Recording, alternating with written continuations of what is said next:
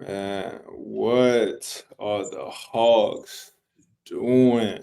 Just you, just you, wait. I'm the one for you. Just you, just you, just you, wait. I'm the one for you. Just you. Just you,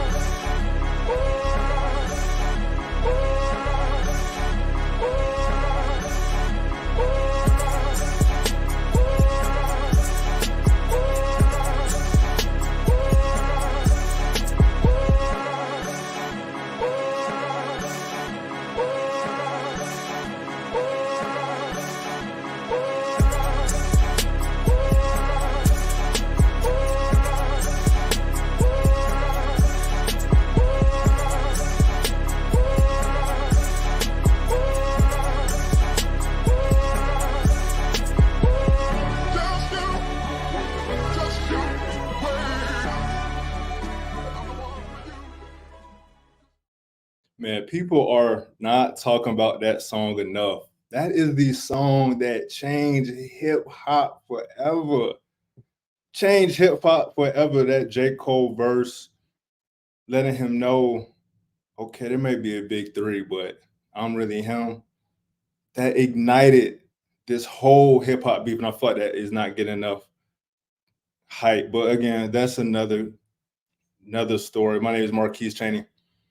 I'm here with another live stream, man. We got a special lineup, man. We got one of the best in the game here with me today. Definitely killing the game. Speaking of first person shooter, I think he even says, he's not the three, he's not the two, he's numero UNO. You may know him, man. You may, but I got my brother A1 Forever joining me today. But first, before we bring him on stage, let's take a second to just acknowledge what this man's been doing, man. He's been killing it, y'all. He's been killing it, man. Stop sleeping on my boy. Help my man get to 1K. This would be super dope for me to see and super dope for him, man. He's so close, man. So y'all know what to do. If you're watching here on YouTube, watching on Facebook, X, wherever you're watching from, just take a second to Google, YouTube search. Just do what you got to do to get A1 Forever in your subscriptions. Like I said, man, he's been killing it, man. He just dropped a super dope video recently on Ricochet and the Hawks. So definitely go check him out. Not only should we give him 1,000 subs, let's get him to 1,000 views on this video. Like I said, I got my brother backstage. He'll be joining us shortly. On today's show, we're going to be talking about a lot, man. We got a lot to talk about. We're going to be talking about the Dejounte Murray trade. It's been official. It is official. Dejounte Murray is no longer Atlanta Hawk. So we're going to be talking about that. What does that mean for the Atlanta Hawks? What does that mean for this team? I'll be interested to hear what A1 got to say about that. Are we improved from 36 and 46? Ricochet is on the team now. Dejounte Hunter, Jalen Johnson. We got a lot of different things going on. I know a lot of people happy, a lot of people sad. So again, I'm curious to see what you all say. And then Trey Young, man, is Trey Young toxic?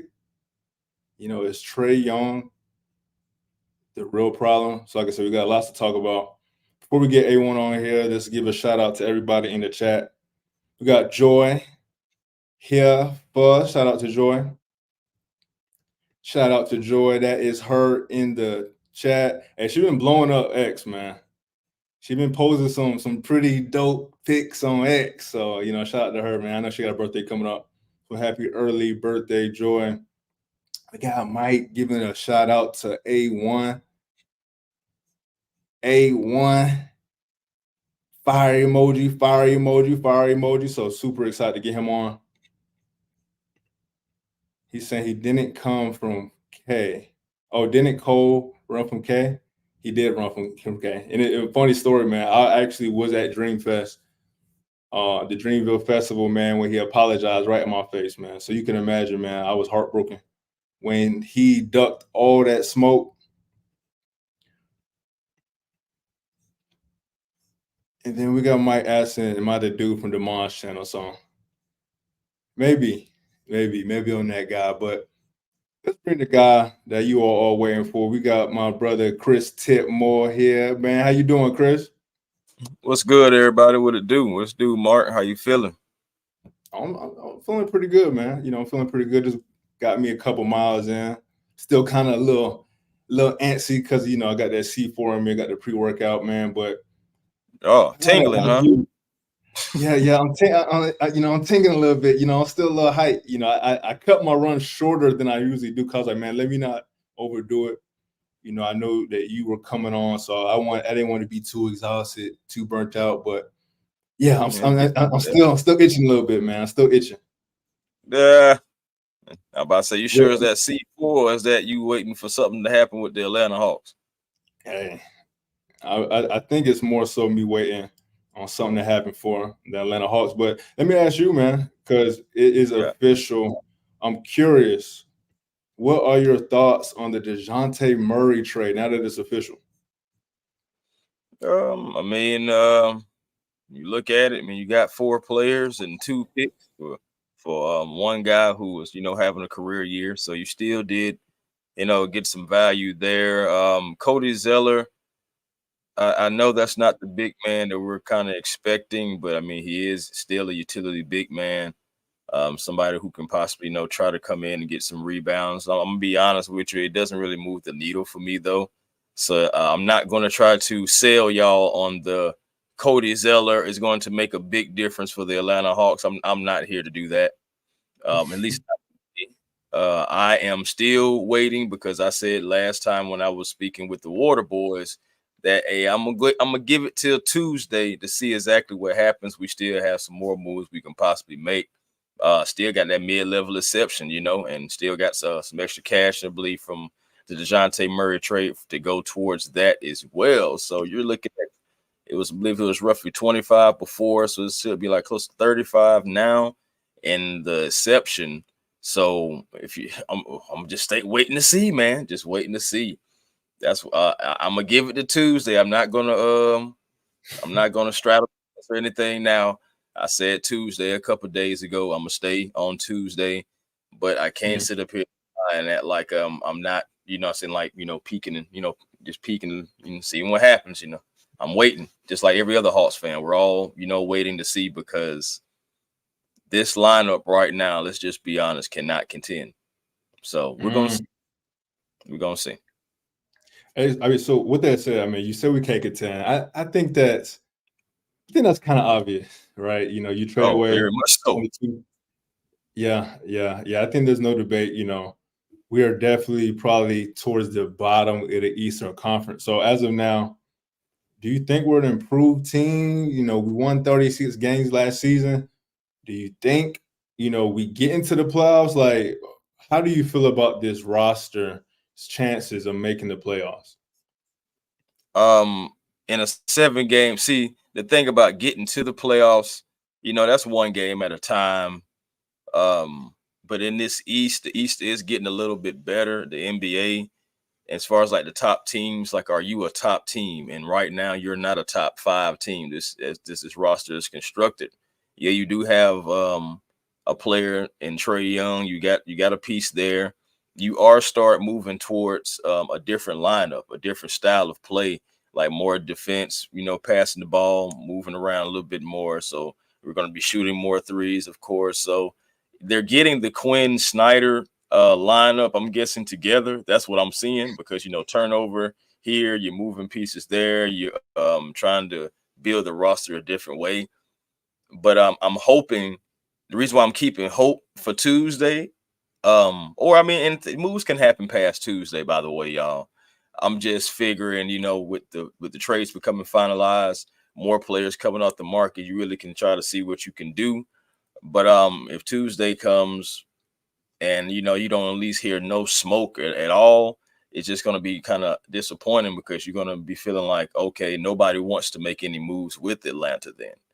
Right. And pretty much, and if that's the case, then that means Clint Capella will be here. Then that means, DeAndre Hunter, even though I'm open to DeAndre Hunter being here now anyway, with the recent moves made. But yeah, Clint Capella, you still have Double O who will be backing up Capella just off of the strength of that contract. But at the last 22 mil. So it's tough, y'all. I ain't even gonna lie, it's tough, and it makes you think that the Atlanta Hawks may not have any moves to make. So I'm not gonna get on that train yet. I'm still thinking something is working in the background, y'all. I'm hoping everybody's feeling like the same. But you know, you also have people that still say don't get your hopes up. But we got to keep our faith in these Atlanta Hawks, man, and this front office as they're trying to turn this team in a different direction. So we hope. Yeah, I mean, that's all we have right now is hope, man. We were all hoping that something would be done, yesterday. The only thing that was really done is that we found out that we're adding Cody Zeller to the roster. So I guess that brings me to my next question for you, for the chat, for even Landry Fields is, will the Hawks make any more moves? I mean, when you look at our roster, well, we got like 3 or 4 centers. We have some expiring deals. We have Bogey that might be an attractive trade piece. Hunter might be an attractive trade piece. So I know you're saying you're gonna wait till Tuesday. Do you really Trying. think we're gonna make some moves? Yeah. I mean, again, it's tough to say, man. I'm really I'm like 70-30, 70 percent. And I'm an Atlanta Hawks fan, so a little bit of my bias is going into this as well, but I'm 70% that the Hawks are not done making moves, and I'm like 30% that this is probably it. Because at the end of the day, you still got veterans on the team talking about Zeller, Nance, and young vet in Dyson Daniels. Zeller's 31. Same for Nance Jr. So maybe they want to bring in some more veterans in, like how we had a couple years ago to bring around this team with some young guys and see how it can mesh. Um, Everything is a process, and I don't want to use that word because I know that it's been overused, honestly, but it's the truth though. It's a process. I'm just hoping that we can have a quicker process because right now it just doesn't look good. It's just like I feel like you'll still beat Detroit. I feel like you're still a better team than they are. But it's like when you get to the playoffs, let's say this team does some kind of way make it to the playoffs, similar to how that 2016 Hawks team did with no superstars. They just had a bunch of guys who just played well together, and they meshed and they gelled. They had great coaching as well. So if we do have this lineup, then that will be what we're kind of be expecting Quinn to do. Take a star in Trey Young, and send some guys that's around him and make this engine, go down the track to the playoffs. Can he do it? We don't know. But at the same time, did we all have faith in Budenholzer to do that and to have that 60-win season? So that's another thing you kind of got to think about. I know it's two different coaches, two different systems, but it's again all that is going into the hope factor of hoping that the Hawks, still make a move compared to not making a move. I don't know how I would feel going into the season with this team as it's constructed right now. Yeah, definitely. Just looking at our current depth chart, it's not that exciting.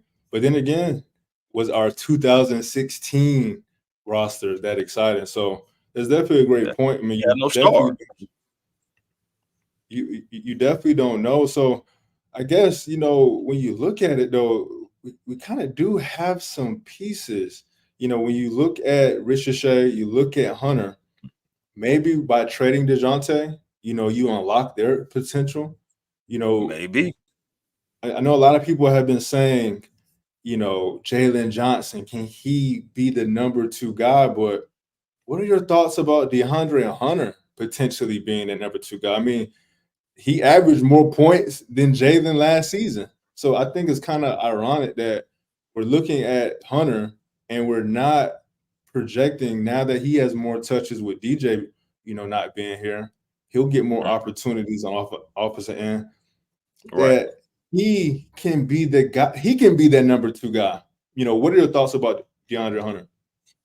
Hunter, I mean, again, I'm open to Hunter being here anyway. And as you're looking at the roster, it's not trash. So the roster is not trash. It's just, do you feel like this team can compete against Boston, against Philly when it comes down to making it to the playoffs in a 7-game series? Now, on paper, it doesn't look good, but I guarantee if we pull up that 2016 team and just put that lineup up, you're gonna be like, dang, we went to the Eastern Conference Finals with these guys. So Right. there is a faint, a faint, sense of hope. And possibly if we do not make any more moves and if we do roll with this lineup, that again, we have utility guys, we have guys that can make plays, we got guys who can play defense. Larry Nance Jr., even though he might not be a sexy name, shoot, Larry Nance, is pretty good on defense. When you look at last season, I know coming off the bench only like about 19 minutes per game, but shoot, that's cool though. I mean, as long as he coming in and doing his job though. He had a good defensive rating, I believe, of like 114, if I'm not mistaken. I don't have the numbers in front of me, so I'm just going off what I've seen. Cody Zeller wasn't bad on defense either. You know what Bruno can bring. You know what Double O can bring. I think my main concern again is why I would want another move is, just to get off of that Clint Capella contract. Um, I still think that Hunter is going to start the season, and I Mm, think Ricochet is going to finish the season mm, as a star in the starting lineup. I feel like that's going to happen, but because I don't want. I mean, I don't know if you put Bogey and Hunter at this point in the starting lineup together moving forward. You may try that. I mean, I think we're still gonna see a lineup like that too. But I think I'm still on my high horse about starting Daniels and starting Hunter. I said next to Daniels as the 2 and the 3, and have a better defensive presence, I believe, and let JJ and Trey, do their thing. Everything kind of like meshes in together. I don't know if we're gonna be able to get rid of this Clint Capella contract though, man. So he may be our starting center again. That's fearful right there, but it is what it is. You got to have two. It takes two, sometimes three to tango. And again, going back to what I said in the beginning, I gotta wait until Tuesday, and it may be that the Hawks have no more moves to make, or nobody wants to make any trades with Atlanta. But when you look at the lineup again, it's not a trash lineup. It's really again, like I was saying, maybe they're going back toward that 2021 who had veterans and stuff like that. That lineup wasn't just the best either. I mean, Trey, yeah, John Collins, Kevin Herter. We had a lot of guys who, had question marks that made some things work. So it's all about chemistry more than anything, and I feel like that's a very underrated part of sports. If you can't have that chemistry, then I mean you ain't gonna have nothing anyway. So we'll see what happens, y'all. yeah, we got a lot of people saying, "Hey, Hunter is underrated." We got a Red in the chat. What's up, Red? He's saying Hawks Not suck. red in the chat. Hey, we got Red. Hey, Red gonna keep a smile on our face. So good to see Hey Red. man, red be going off, man. Y'all gotta watch out for red, man. Hey, I'm about to say, shoot, hey, Red, just hang on tight, man. We're gonna drop the link. Me and Red are overdue for a banging session. But hey, we got Foot. He's saying we don't What got need to get rid of Capella right now. Remember, you Okay. have to bring that money back if you trade it. That's a lot of money for another mid player. So, what are your thoughts on that? Because I think that I is mean, something that is being overlooked. When you have Hunter's what 20, or excuse me, Clint's 22 million. Well, you got to bring that money back, and does that really make sense for the Hawks long term? So, what's your thoughts on that?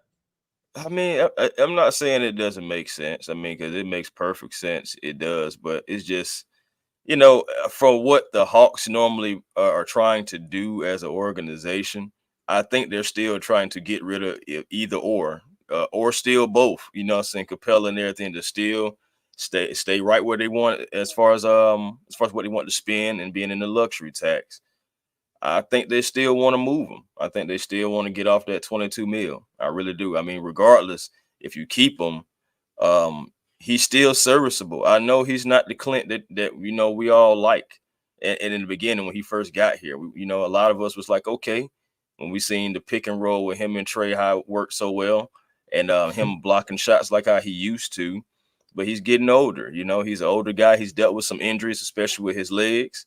I feel like he did get his legs back a little bit last year, but most of the time Clint looks like he's losing his lift. So that's another thing you want to get ahead of the curve. But I can't disagree with it. I can't disagree with this statement at all, though. I can't, because he's not wrong. He's not wrong. It's just us as a fan base. I already know we still want to move off this contract if that's possible. Yeah. So, I mean, in your mind, though, you have Clint on an expiring deal. Are you moving Mhm. him to save cap?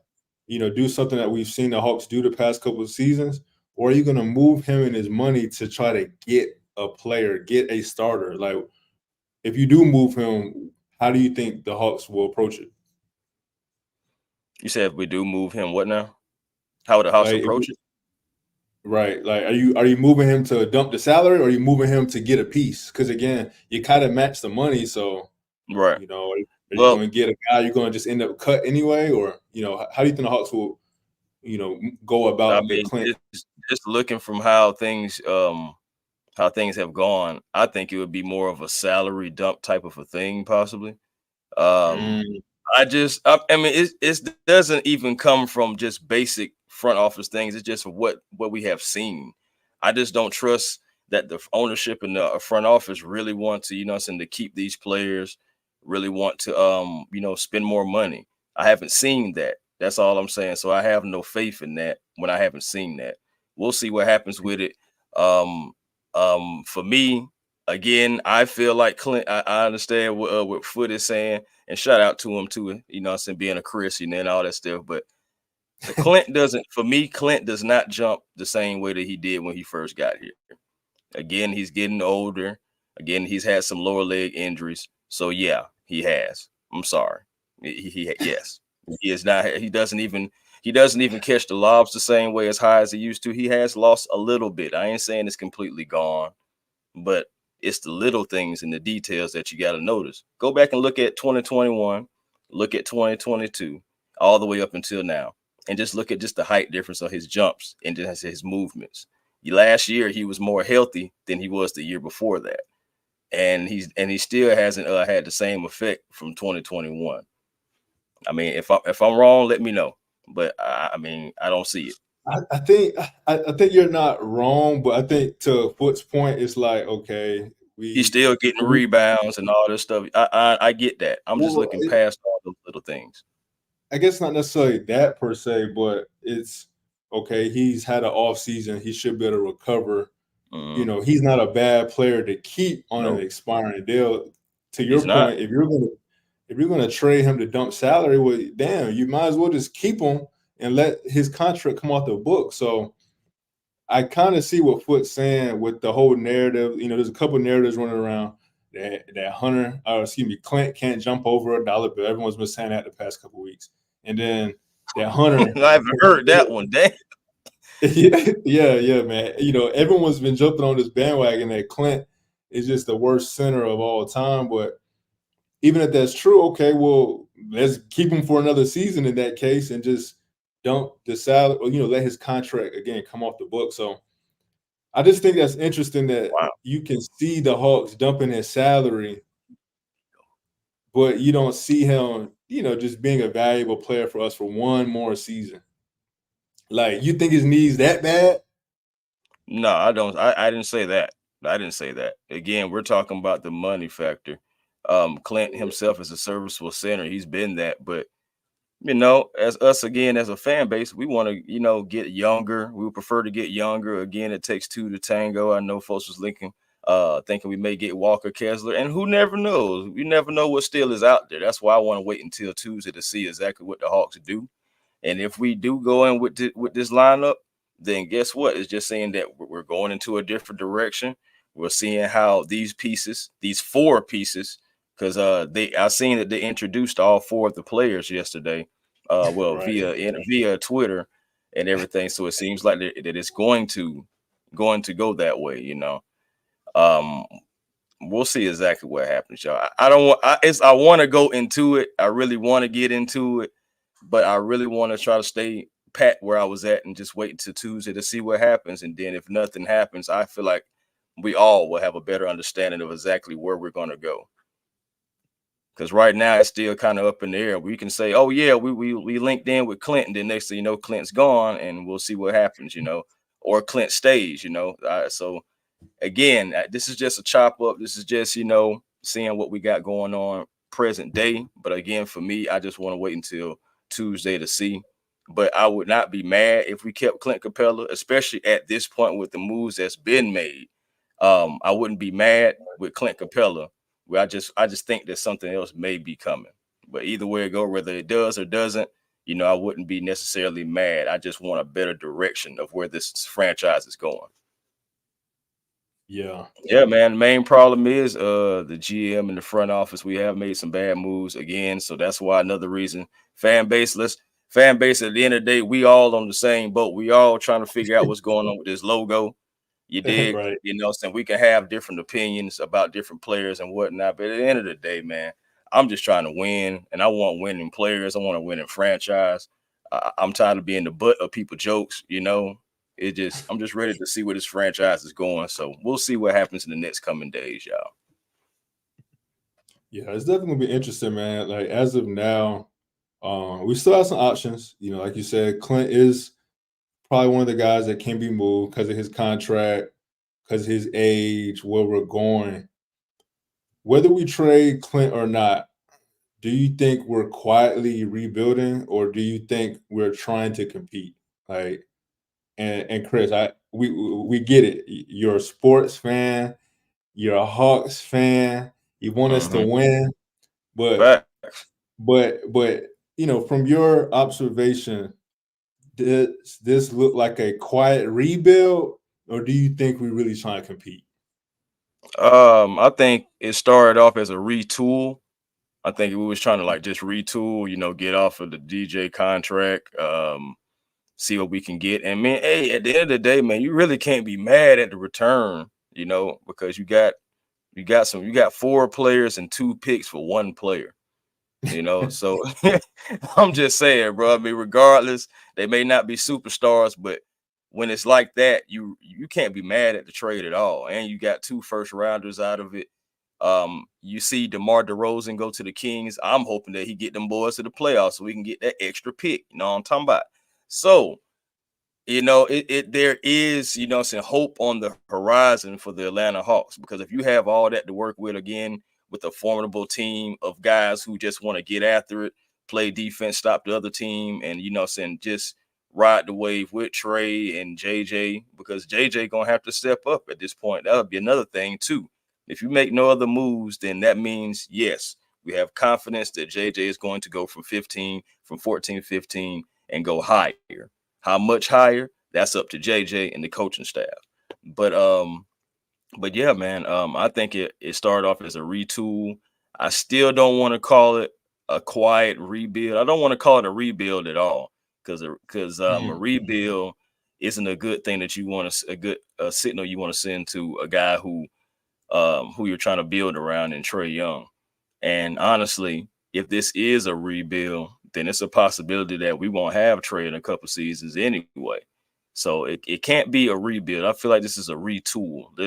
let's get rid of DJ. Our bad. You know what I'm saying? This didn't work out. This is not working out. Let's get ahead of that instead of continue to let it just go down the hill. So they got ahead of that now, and they're turning the team into a different direction. It's going to definitely be a more defensive team. I believe they are trying to compete by retooling.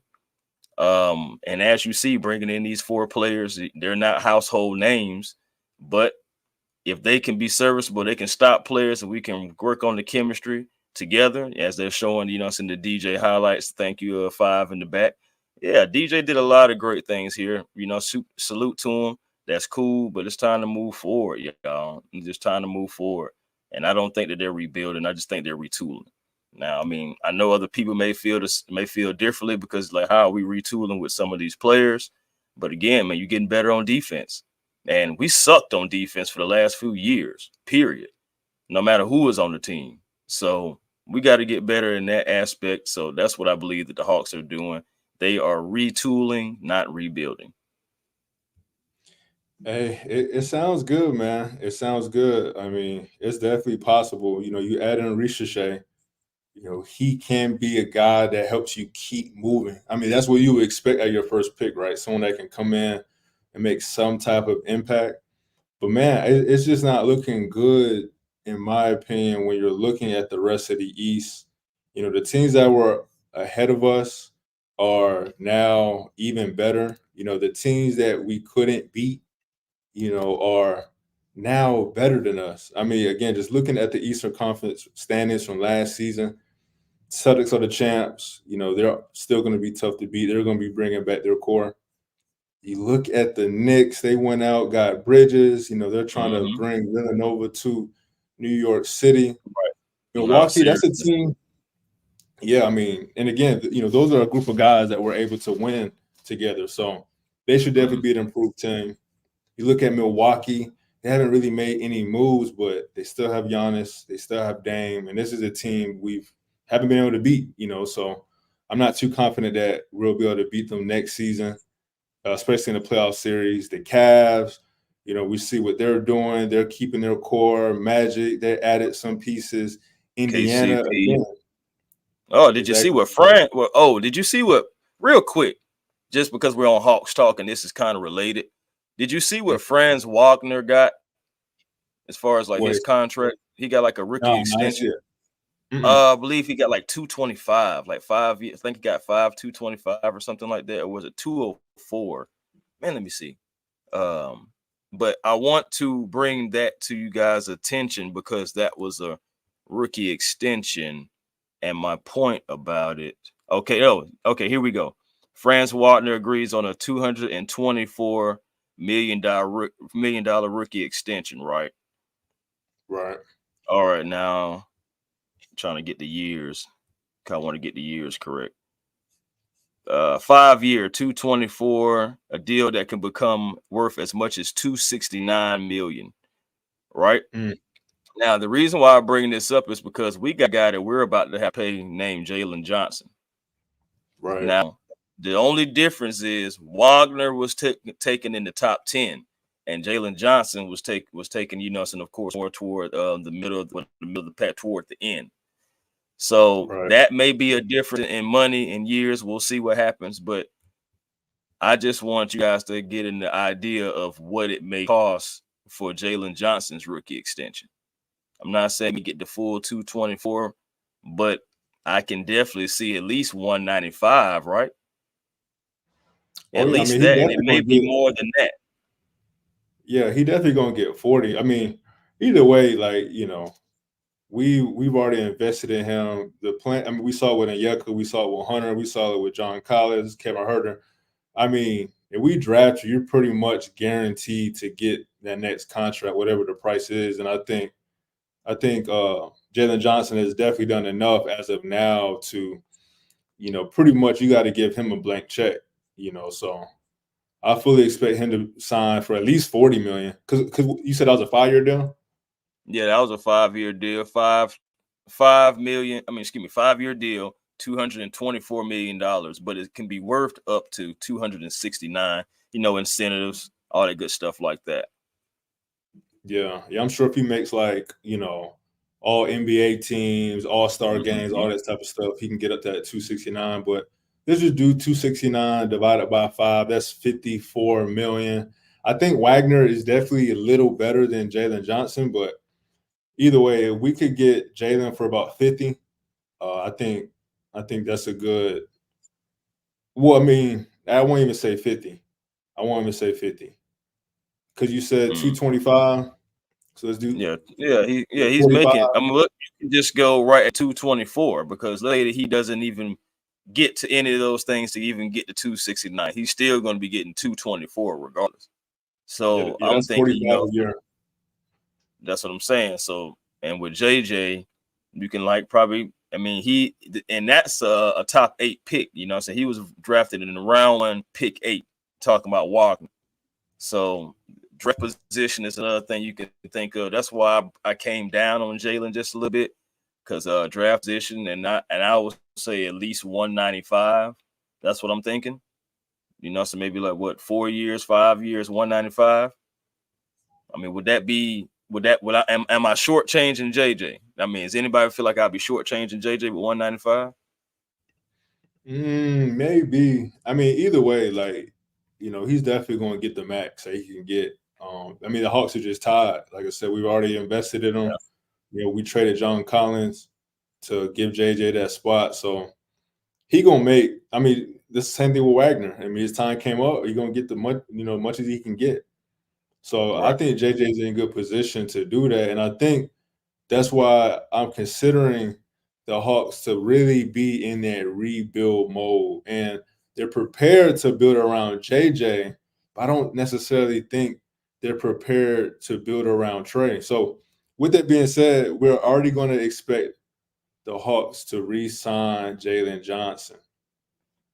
Most teams now with the this new CBA, the new rules, you don't want to get over that luxury tax. You don't want to start getting into that second apron. So now we're looking at a team built around Trey Young and his max deal and Jalen Johnson and his max deal. Do you think that is a team that can really compete? To me, when you say those things out loud, it's very unlikely. So my Hmm. question to you is like, what does that mean for Trey Young going forward? Do you think the Trey Young the Trey Young contract can continue to be problematic for this team going forward? Because again, do you think that's wise for the Hawks to give a contract to JJ when Trey Young is also going to be making $45 million next season?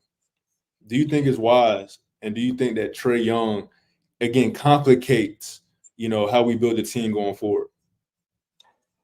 Well, the thing about what I don't want to start doing, um, and some people will argue and say continue to do, is to lose players, move players, and what all just for one player.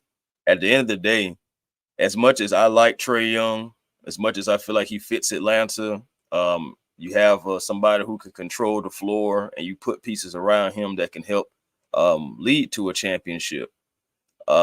Even though I feel all that way about him, at the end of the day, it is about the logo. And moving forward, what I'm saying, I want to be able to keep Jalen Johnson, what I'm saying, especially if he's balling out. If he goes out this year, hypothetically speaking, and has a 20-12 year, 20-12 year for Jalen Johnson, no matter what anybody else does, if he has 20-12, you're going to have to pay for that 20-12, hypotheticals again. So I don't want to end up having to not being able to pay a guy who can definitely help this team and still help said player. I don't think it should be problematic going forward. We'll see exactly what we do because again, a lot of things have to fall into place. I understand, like how you said, things when we say it out loud, it doesn't sound like it's really a realistic thing, but we just gotta keep faith, man. We have to keep faith in this organization as much as I've said how much I don't trust the front office and don't trust the organization, and I don't, but I still gotta be some type of optimistic about it, day by day, hoping that I'll be proved wrong. Now that's fool's gold like a mofo, but At the same time, what else can we do as Hawks fans? Walk away? Because that's not something that we're going to do. We're not going to Right. walk away from the team, from the organization. So let's keep that 1,000. So with that being said, we have to wait and see. Yeah, I guess, I just trying to put in my, my GM cat hat on, trying to put in my cat specialist hat. And I look at Trae Young, he's making, a third of the salary cap currently. Next season, that number goes up. Like you said, we got to pay Jalen. I just don't see how that would make sense going forward to build around a Trae Young and Jalen Johnson um, duo. Because again, now who else can you really add to the roster when you're paying an undersized point guard so much, and you got to you again? Our hands are tied. Unless we trade JJ this summer, we're going to re-sign him for that max extension. So But again, the thing about it is the max. Like the only way I give him the max is if he plays like a max player, though. he's getting the Jalen max, Johnson, Chris. He's getting the Jalen. max. Now that's what I'm saying though. Wait a minute, no, because Jalen Johnson hasn't played like a max player. He's played like a good player, and I need him to stay healthy. It's different factors that goes into Jalen's next contract. Health is definitely one of them because shoot, he missed out on the most improved award just because he couldn't stay healthy with them shoes, with them ankles, everything, dog. So at the end of the day, he has just as much to prove in his own right. And we love Jalen Johnson. We love what he can possibly could be. We love the flashes. We love the jumping over Austin Reeves' head for the dunk and all that stuff. All that is wonderful bells and whistles.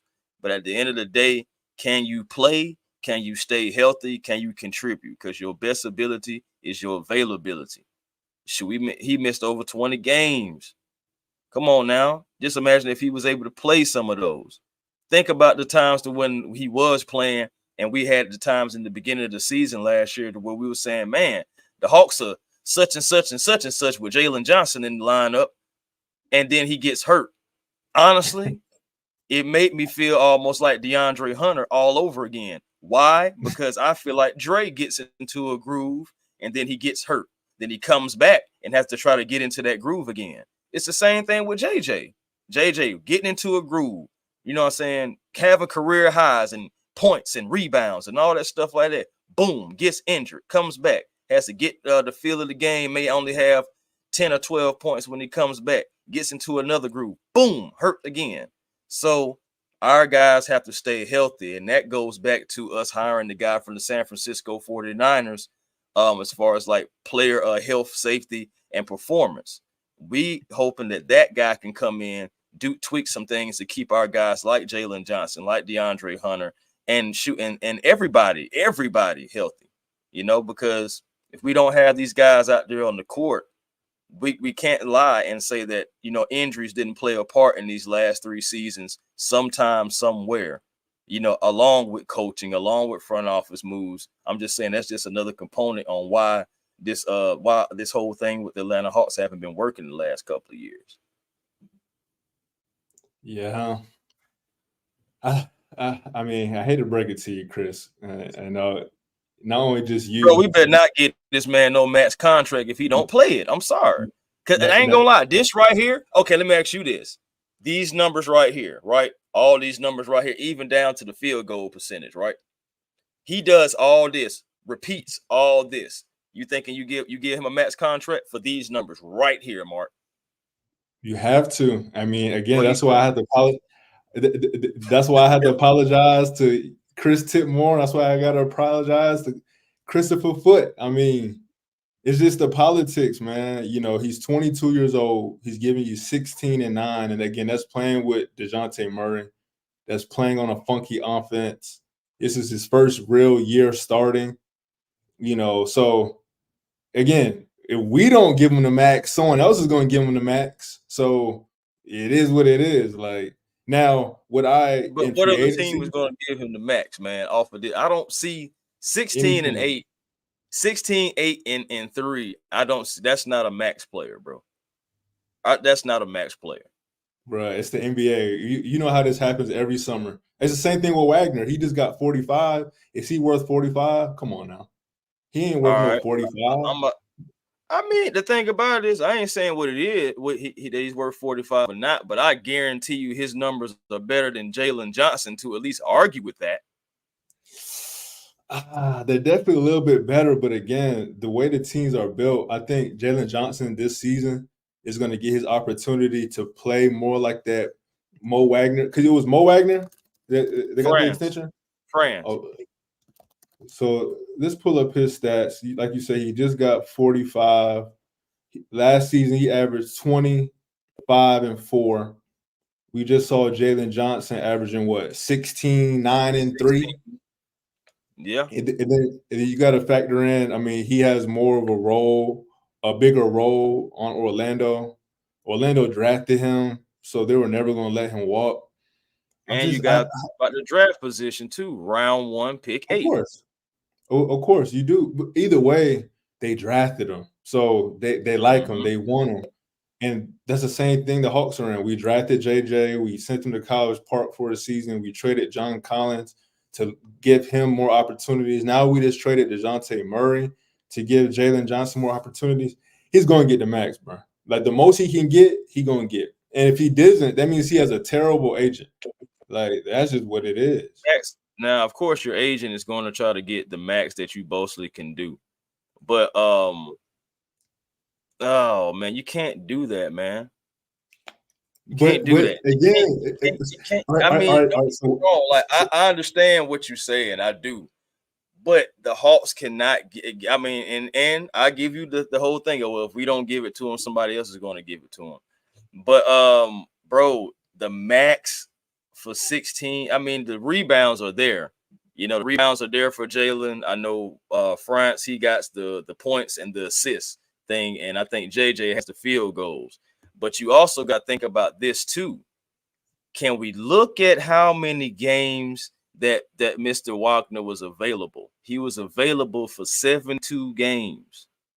Right. Played and started 72 games. Please put that in there too. Health definitely is a part of your contract. You have to stay healthy.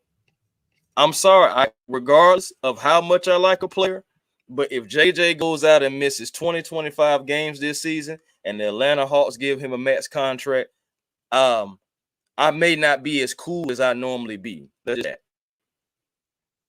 Now, just because I just wouldn't understand it. I wouldn't understand it. Your health and your availability is a part of your contract. And if this man cannot stay healthy, you bet what?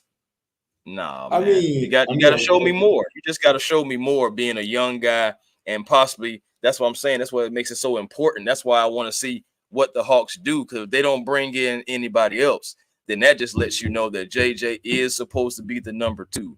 And that's going to be a guy that I'm going to be watching all season, probably even more so Trae Young, because I want to see, does he have it? We see the flashes, the potential. We've heard all the great things even before Jalen Johnson hit the NBA of what he could do and his ability, and just certain things he had to get better on. He's working.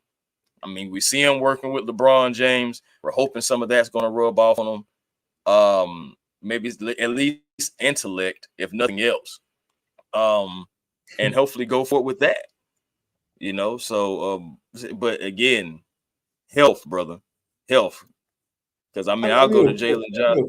Go back to Jalen Johnson and how many games did he play? This man started 72 games and played 72. So he missed 10 games. We'll say he missed 10 games. Right. No, I mean, again, you know, we have it right here. Jalen Johnson, he started 56 games last season. I mean, of course, if he's not healthy, yes, we're not going to project that a guy's going to get injured. That's ridiculous. We're projecting him now in a bigger role on the team that drafted him. When you look at history, these players always get the max. Then you look at his build, 6'9", 220. I mean, he can handle, he can score, he can rebound, he can defend. If we don't give him the max, bro, someone's going to give him the max, whether he deserves it or not. That's just how the NBA is built. But that goes back to my original question where I said, okay, well, is Trae Young the problem? Because now you're going to have Jalen Johnson on that max. I feel like he's he's proven that he's probably one of the, other than Trae Young, he's probably the only other player in the past couple of years that definitely deserves his second contract.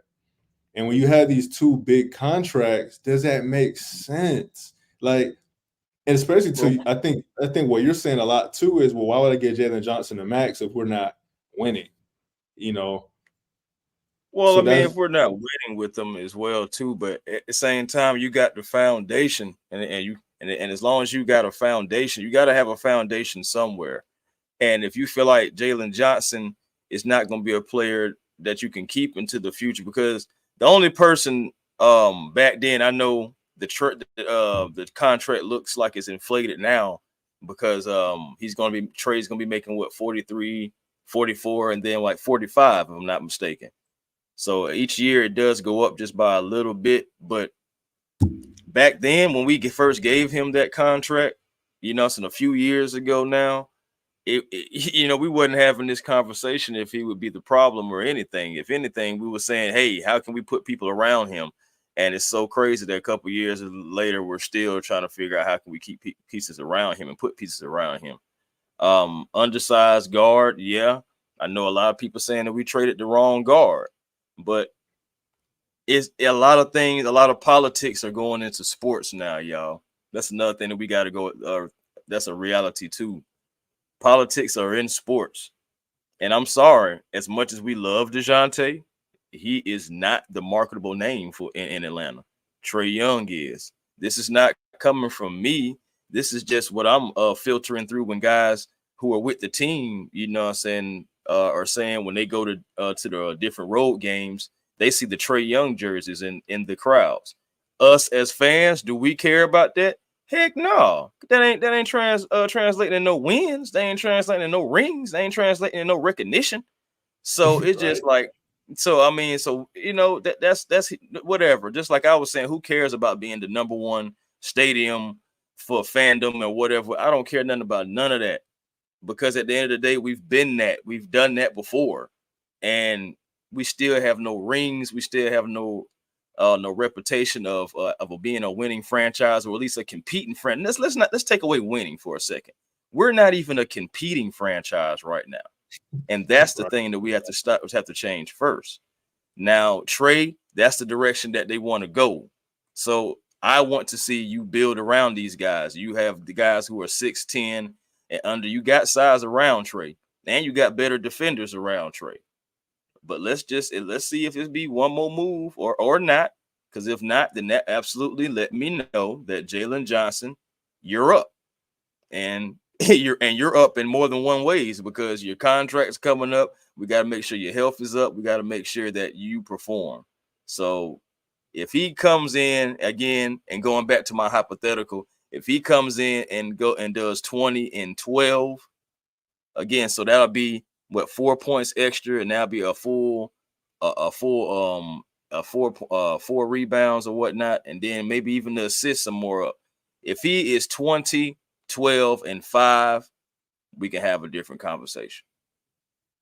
But at 16 and 8, and what I'm saying, if he stays, especially if he plays 72 games hypothetically, and that's still only that what he gives you, that's gonna be hard conversation, brother. We may have to talk about him getting a contract to where he's getting a whole bunch of incentives, like what you could possibly do in the future. How many all-star games can you make? So maybe it'd be like a 195 contract with, it could be worth up to 250 or something like that if you do this and if you do that and if you do this and do that, and basically making him bet on himself again, but you still paying him. Like, it's different ways you can do it, but I love Jalen Johnson, man. I do. I don't want people to think I'm bashing the man. I love his ability. He's a point forward for us. I've been banging the drum for him to get starting time for the longest. So I'm not jumping off the bandwagon for JJ. I just need to see it now. That's all the stuff, everything that we have been saying about JJ in a positive way. It's time for it to get paid back. Yeah. I mean, what? It's time for it to get paid back. We need to Yeah. see it. And if you're talking about trying to get paid, dog. But I mean, but Mark, I want to be real with you though. You making all the sense in the world when you say just with the team and what he can do. We drafted him, all that stuff like that. I want to let you know you are making all the sense in the world. And it would not surprise me if we gave Jalen Johnson the max. I want to say that. But to me, it's just like, bro, I need more before we just continue to start throwing out money. Ain't money one of the reasons why we're in the situation we're in now, which is why you have these original questions about, is Trae Young the problem? Is Trae Young toxic? Everything like that, it goes back to a lot of decisions. But guess who it also goes back? That front office and that ownership more than anybody else. More than anybody else. Those guys should not get any pass. They should really get at least about 60 to 70% of the blame, if for real. Because they have not just made the smartest of moves. Yeah, man, definitely some questionable decisions. I feel like not doing what you had to do to re-sign JJ will be questionable. And again, kind of why the Hawks are tied. Do I think he's necessarily worth the max? Maybe not. If you're watching live, watching replay, let us know in the chat. Do you think Jalen Johnson is worth the max? I'm going to say yes. I mean, again, we saw his point production go from 6 points to 16. A lot of that was just more playing time, got the opportunity to start. I think Right. just going off of ability alone, I think it's safe to say, he should easily get up to 20 points per game. You got to think Dejounte averaged 22 points per game, a handful of rebounds, a handful of assists. We didn't really replace his production, so that has to go somewhere. So, like I said, if I'm JJ's camp, if I'm Jalen Johnson's agent, I'm super excited because I know the opportunity for him to get paid will be there. So I guess now my question is, with us losing that production from Dejounte, do you think Ricochet can replace Murray's production in any way? We got to remember, when we drafted DeAndre Hunter 4th overall, he ended up starting his rookie season, and he gave us 12 points per game as a rookie. So again, can Ricochet even get to 12 points per game in your opinion?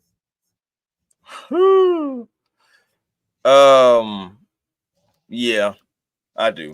I do think Ricochet can get 12 points a game. Again, it would all come down to it would all come down to playing time for one thing. How much playing time does he get? Because if he gets on the floor and let's say a couple of games he's looking kind of confused, he's missing assignments, guys are cutting back door on him. He's getting caught on the pin downs. It's things like that are happening to where it seems like he's hitting rookie walls. Then his minutes are going to be limited anyway, first round pick or not. But I think if he's coming in and he's being similar to what he was in France, I think that he can definitely come in and get like at least 10 to 12 points a game. Because again, that 20 points, it was 22, 23 points from Dejounte, they got to come from somewhere now.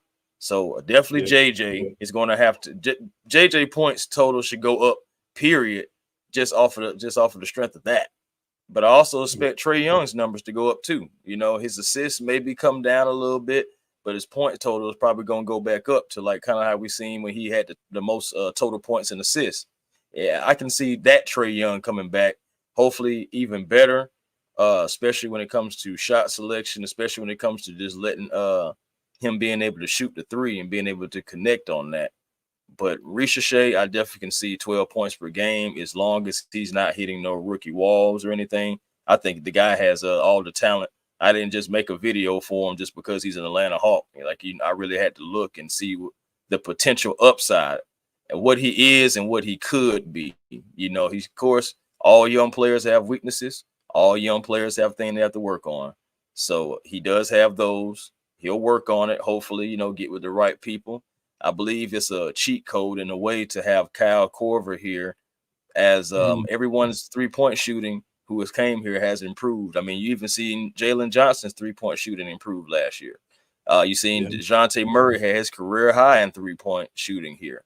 So I'm expecting Ricochet to also be able to connect from downtown because with Trae penetrating, getting into the lane, something that so that Trae Young does so well because only about 20% of people in the league who can actually stay in front of him without fouling, whether it's called or not. You know, saying there's not many people that can stay in front of him. So he's going to get into the lead in the lane. When he gets into the lane and other people have to crash and try to help because Trey is good with the floaters. Trey is good around the basket as far as scoring and dumping the ball off. You're going to see other guys try to maybe overcommit a little bit, and then hopefully Ricochet can benefit off of catch and shoot threes, and hopefully also I'm hoping that other guys that can benefit off it too. That's why it'd be lovely to see what Dyson Daniels and his 3-point shooting will be this year under Kyle Korver first year. We'll see. It's a lot of guys that I'm interested in seeing. That's why it's like I'm not pissed off at the lineup. I do understand that you have to lay a foundation if you want Atlanta to be an attractive place to come to, period. No matter who you pay, you have to put a franchise out there that's at least respectable and a team that's out there that can build chemistry. You got to build a team, and one player is not going to do it. Paying one player, paying just two players is not going to do it. You got to build a team. I hate to use them, but look what Boston did. They built the team. Regardless, they built the team around Tatum and Brown. And they got guys who want to get after it. They're paying their guys. They're paying for I was about to say paying for championships because you can't do that. But they're still like paying their guys to be able to compete more than anything else. If Boston doesn't win it next year, I guarantee you they're still going to be able to compete. So and then that's where I want Atlanta to get to. Like even if you're not winning the championship this year or next year, you're right there. It's the Eastern Conference Finals. Semis, so you're getting somewhere past than just to play in the first round, because right now that's where we're stuck at, that Atlanta Hawks Invitational, that play in. Yeah, that's definitely where we're at, man. It's we're definitely in that little limbo stage. Everybody, we got Chris from A1 Sports joining the show. I had to stop at one point because you've been making this point a couple times over the past week. And it's on Dyson Daniels. right. I've heard you say a couple of times you have him in your starting lineup. So, Man, I how got him confident are you in Dyson Daniels starting, man? Because you said it multiple times. You even said it earlier on today's show. You really think Dyson going to start? Man, I would, bro. I'm sorry. I would start Dyson Daniels because my thing is everybody focus. Bogey, of course. I'm bringing Bogey ass off the bench. And that's no disrespect to Bogey because I love Bogey and what he provides for the team. But I love Bogey being able to come in at maybe like 7 minutes of the game, in the first quarter or something like that, 6 minutes coming in in the second unit and being able to go ahead and get his shot off against the second tier guys. We're going to see Bogey into the starting lineup at some point, depending on who we play and depending on the lineups. But at the same time, I like Dyson because I'm thinking about the defensive end and who he's going to be guarding. And then that's the same reason why I like DeAndre Hunter out there as well, too, to start the season, because if you got Hunter and Daniels out there along with JJ and let's say Clint Capella, I like that around Trae Young, though. I really kind of do as far as size, athletic ability. And I believe that Dyson Daniels is going to come in and try to prove something because, he was with New Orleans. He had some good run there, but he's going to come to Atlanta, and I feel like he's going to get a little bit bigger role, especially if this lineup stays the way it is. These are the guys who are going to have bigger roles for the Atlanta Hawks, or at least they should. So with Dyson Daniels, people are focused on the shooting, and you can't overlook it. You can't at all. But think about this for a second, though, Mark. You see these numbers right here, right? Why can't Dyson Daniels come to Atlanta and have a similar effect to what Jalen Johnson did last year? Because didn't Jalen Johnson numbers all go, when he got more of an opportunity? If you give this guy more of an opportunity, maybe we will see what he really can do. Because one thing about it, you can't perform from the bench. And you can't perform, when you're only getting 23 minutes per game, per game, depending on who you're playing. So we'll see what happens with that. I think, the Dyson Daniels thing, putting him next to Trey to start a game would not be a bad thing. And then you can have Ricochet and Bogey coming in with the second unit. So you still have some veterans along with your rookie. You know, Mm. I mean, that's just my thing, man. That's just my thing. I understand that the defensive lineups and everything. That's just what it is for me. Bogey and Trey. Do you like that backcourt on defense? You know what I'm saying? Overall, I know it provides shooting, and you're gonna still get the shooting from Bogey regardless because he's on the team. But to start the game, I like Dyson Daniels to be next to Trey and as the guard unit, and then have Hunter come in, have Jalen Johnson come in, and then Clint Capella. You can possibly run that lineup and be okay. And then you got guys who are going to be coming off the bench. You got a hungry on-ball defender and Kobe Buffkin who can be, so even when Trey goes out, and you'll even see some lineups with probably Kobe and Dyson. I like that backcourt on defense. I like that backcourt on defense.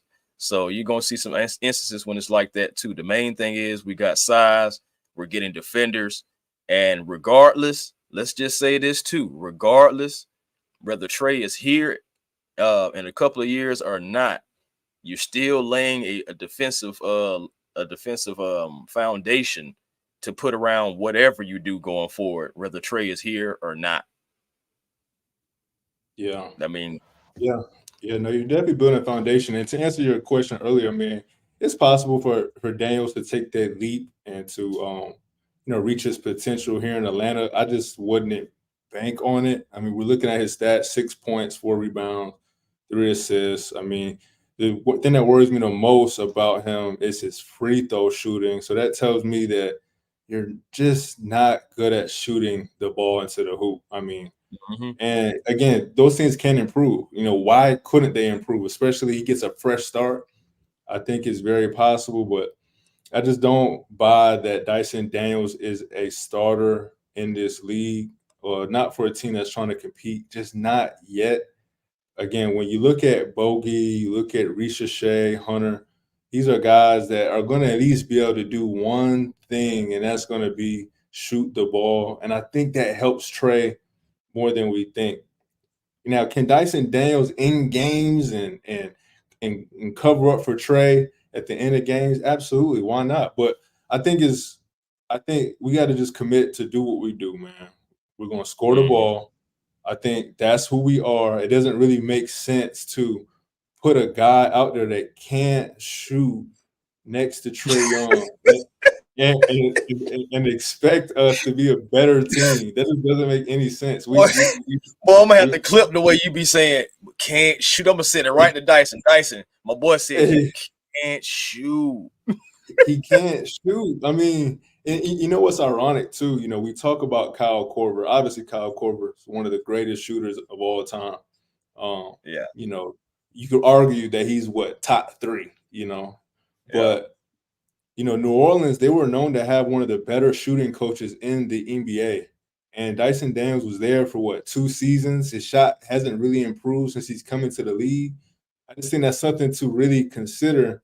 He's literally worked with arguably the best shooting coach in the league already. So Arguably. again, but either way, I guess my point is I'm not banking on him all of a sudden being a shooter. He is going to get some open opportunities playing with Trae Young. I don't think that's Mhm. enough to justify giving him those open looks when you can give those open looks to a bogey. You can give those open looks Mhm. to a Hunter. You can get those to the rookie.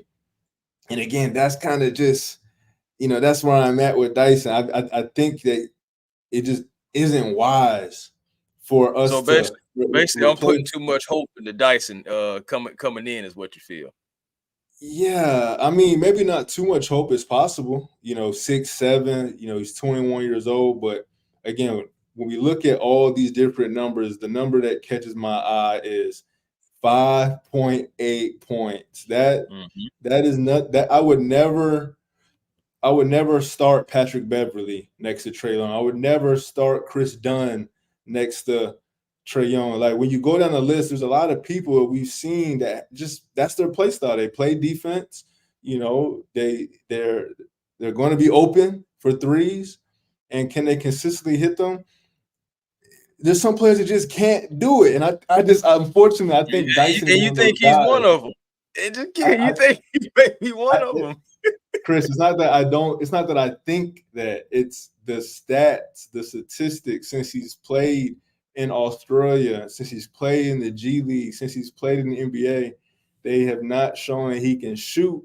And I worry that we start him, and that makes it easier to defend Trae Young and what we're trying to do. That's all I'm saying.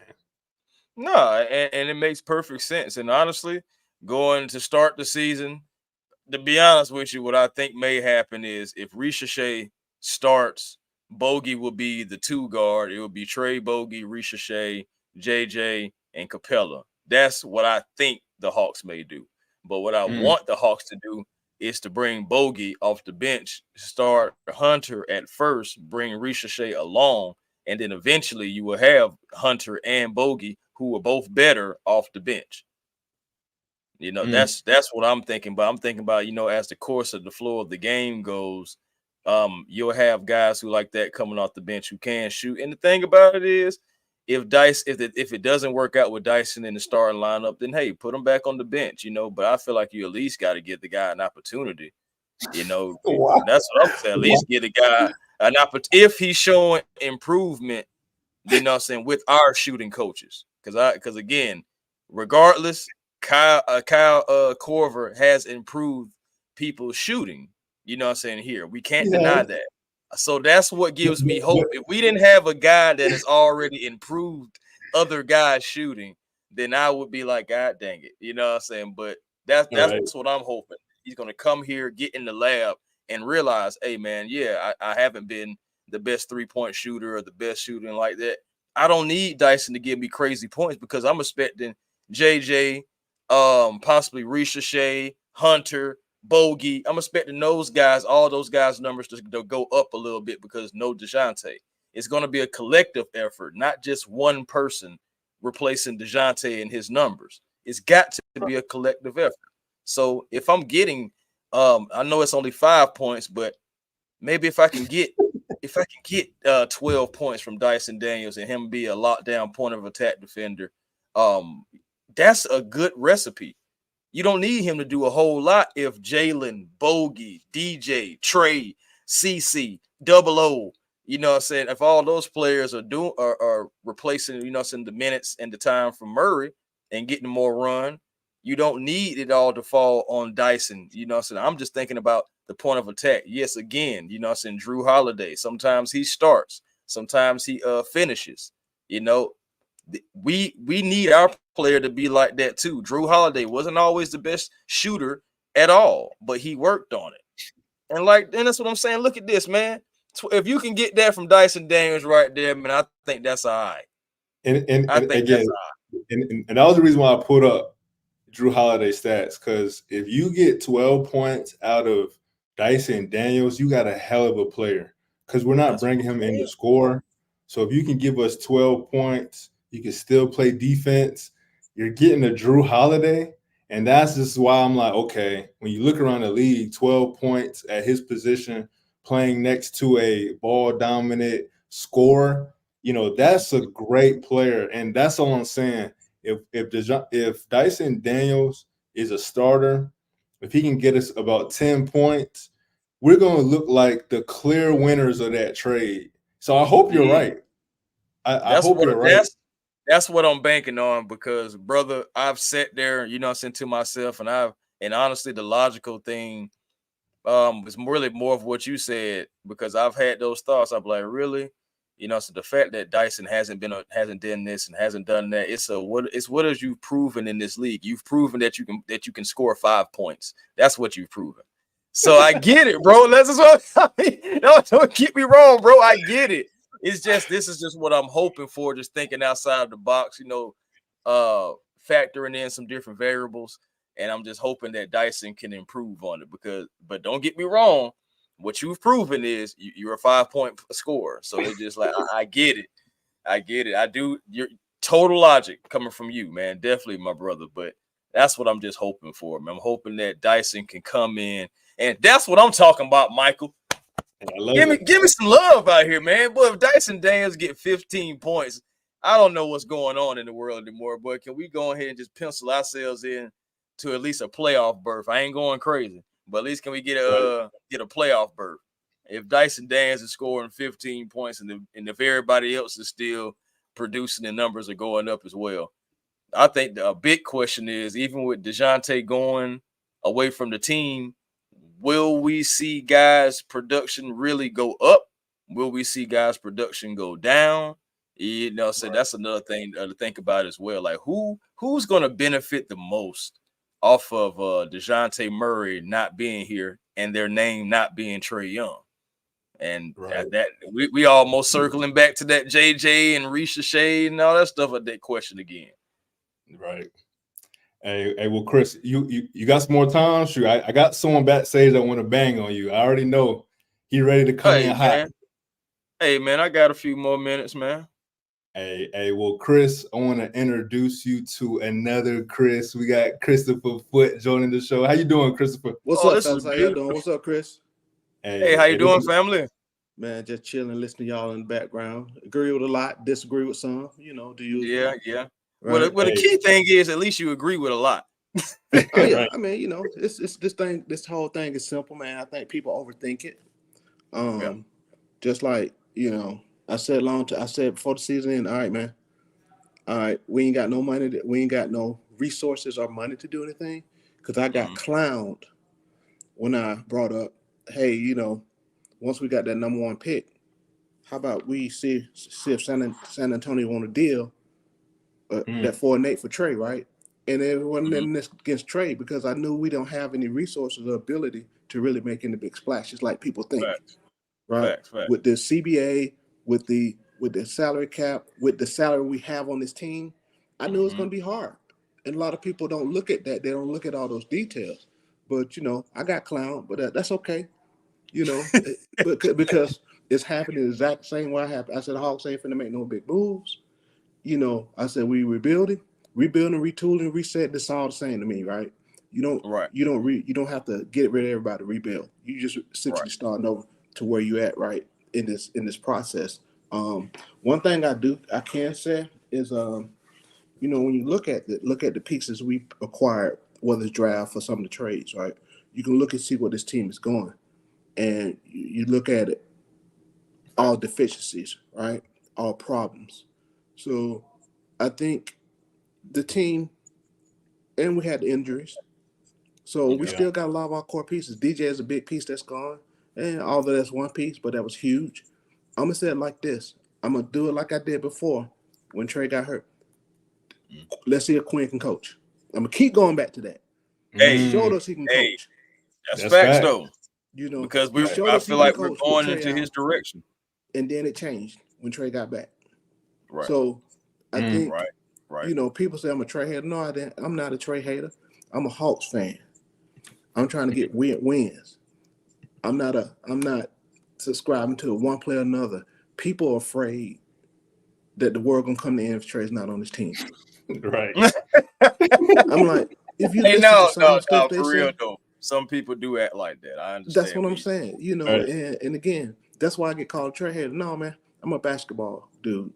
You know, I ain't the best out of everybody. My opinion is my opinion. I'm not always right. It's not about being right. I'm trying to win. So, and I look at things as a realist as opposed to a fan. You have fans look at it as fan. I look at it as real. I'm still a fan, but since I am involved in the game, I look at it different than most people. And I'm just saying, y'all was just talking about other people's who's stepping up doing. I think if you look at this young squad, I said last year, people kept calling this roster trash. This roster wasn't trash. I'm sorry. Them guys showed you when Trae was off that this roster not trash. You cannot deny that. When Vic got some playing time, what that length, you see what that length did? Pause, you know how them young folk be saying or whatever. But you see how it affected the game. We had a bigger lineup in the team. That's how we beat Boston. That's how we beat the Clippers. Because we had the length. I'm sorry, man. Trae Young's a liability because of his size. And that's just facts. You know, I know they compare Luke and Trae a lot. I get that. They're kind of the same players, but Luka's a bigger guy that does a little bit more from a rebounding standpoint or what have you, and being able to. He ain't a great defender, but his size can, he gets blocks. His size, Yeah, he could get a little bit. yeah, his size. He was make good a against difference. Gobert. Yeah, that's what I'm saying. His size make a difference. So that's why. So that's why I said what I'm saying. I look at it again. I think me and Mark we about the same how we look at it. And Mark, when you come on, we talk Hawks. I wasn't able to do it because I was tired from yesterday. We had some games, so I did the replay. You got to get in there, get in, man. Man, I be chilling, man. I be chilling. No. You But hey, I had to learn too, bro. Last time I was we talk Hawks, man, I was in there, but it's almost feel like I wasn't because you got to get in there. You really do. You do. You really do. You can't but sit I on the can sideline. understand though your standpoint how you can kind of just sit back and listen to points. Y'all look at one there. Y'all do make some good points over there. I would have muted everybody. All right, Mark, let's talk. But shoot, my thing is I be taking notes. Shoot, I be trying to get an idea how the fan base feels. So yeah, I mean, and that whole thing with Clint, people call me Clint lover or whatever. No, I'm not. They do. I know. They do. But I'm not gonna sit there. It's just don't just lie on the dude, right? Don't make up stuff. And I brought numbers to the table, cause just like Hunter, got Hunter haters. Hell no, I ain't trading Hunter for his contract value and what he can bring. That'd be dumb, right? That'd be dumb. I don't care what is his injuries or not. When you look at it, and he don't like Trey, man. I think we talked. He don't like Trey. It's apparent. When you said DJ is the leader, but you seen some interactions. If y'all really be watching these games, you seen some of the interactions when Trey frees him out or frees JJ out. You know when they get cooking, he do that crap all the time. So Hunter said, you heard what JC said a couple years ago. What he been saying. See, I look at everything, take everything, put it in the pot, and look at the ingredients, right? Again, this is not a Trey hate thing, man. I'm trying to win, bro. I'm trying to win. Ever since, like I said, since the late 70s or mid 70s, late 70s, whatever, I've been watching this team. I don't care about no player because we be dead and gone. The Hawks still gonna be here. Indeed. You see what I'm saying? So I don't latch on to no player. Whatever we need to do, again, it's okay, people. It's okay if he's not here. And I'm gonna go back to missing DJ and them points. Mm-hmm. This is what Quinn needs to coach, right? And Indeed. It seemed like he was hamstring strong with Trey because I'm telling you, he coached different immediately. When Trey came in, he started the same thing. So something just for me don't look right. And I seriously think I'd rather keep Trey. But they need each other, Foot. Huh? That's what they said. They need each other. No, they don't. No, they don't. No, they don't. No, they don't. If you can take an Indiana team with less talent than we have and make it all the way up there, just go back. Y'all mentioned, just go back 2000 when we went to the ECF. What we have? Yeah, 16. Yeah. So it's all about how you play. I said you put that line up. It's all about how you play. But see, they keep saying Trey took a no. That was a team effort. It was because Herter, even who we let go, who got with Trey, part of that trade, Cam Reddish, Cam, Clint, and DJ. I mean DeAndre. They played some key roles in those wins. Again, it's about how you play on the floor, right? And JC, don't forget JC. It's about how you put all that together. You can have all this talent you got, but you got to put it together properly, right? It's not just all defense. People just keep looking at defense. No, our offense is not efficient. Because when you can't score when you need to score, that's not a good offense. You score in spurts, right? You score because you're taking high volume shots. But when it's time, when that rubber meets the road, at the end of the game in playoff, when everything shrink and condense and the game slow, you got to be able to run your half court sets. I mean, it's so simple, but people who don't know basketball don't understand it. So you can't, if you just dribble, and again, I know it's about not really ragging, but just speaking facts. You can't dribble all to damn near the end of the shot clock, then pass. Right. And expect somebody to do something with it. Right. You got to move that ball, even with Trey on the floor. When the ball moved, the people move, we won. every last time when it was consistent with Trey on the floor. Either It's that Trey need to simple. change his game and play within the game, or he need to go. All that ISO, he don't need to be 29 points ain't gonna work. Because you got JJ.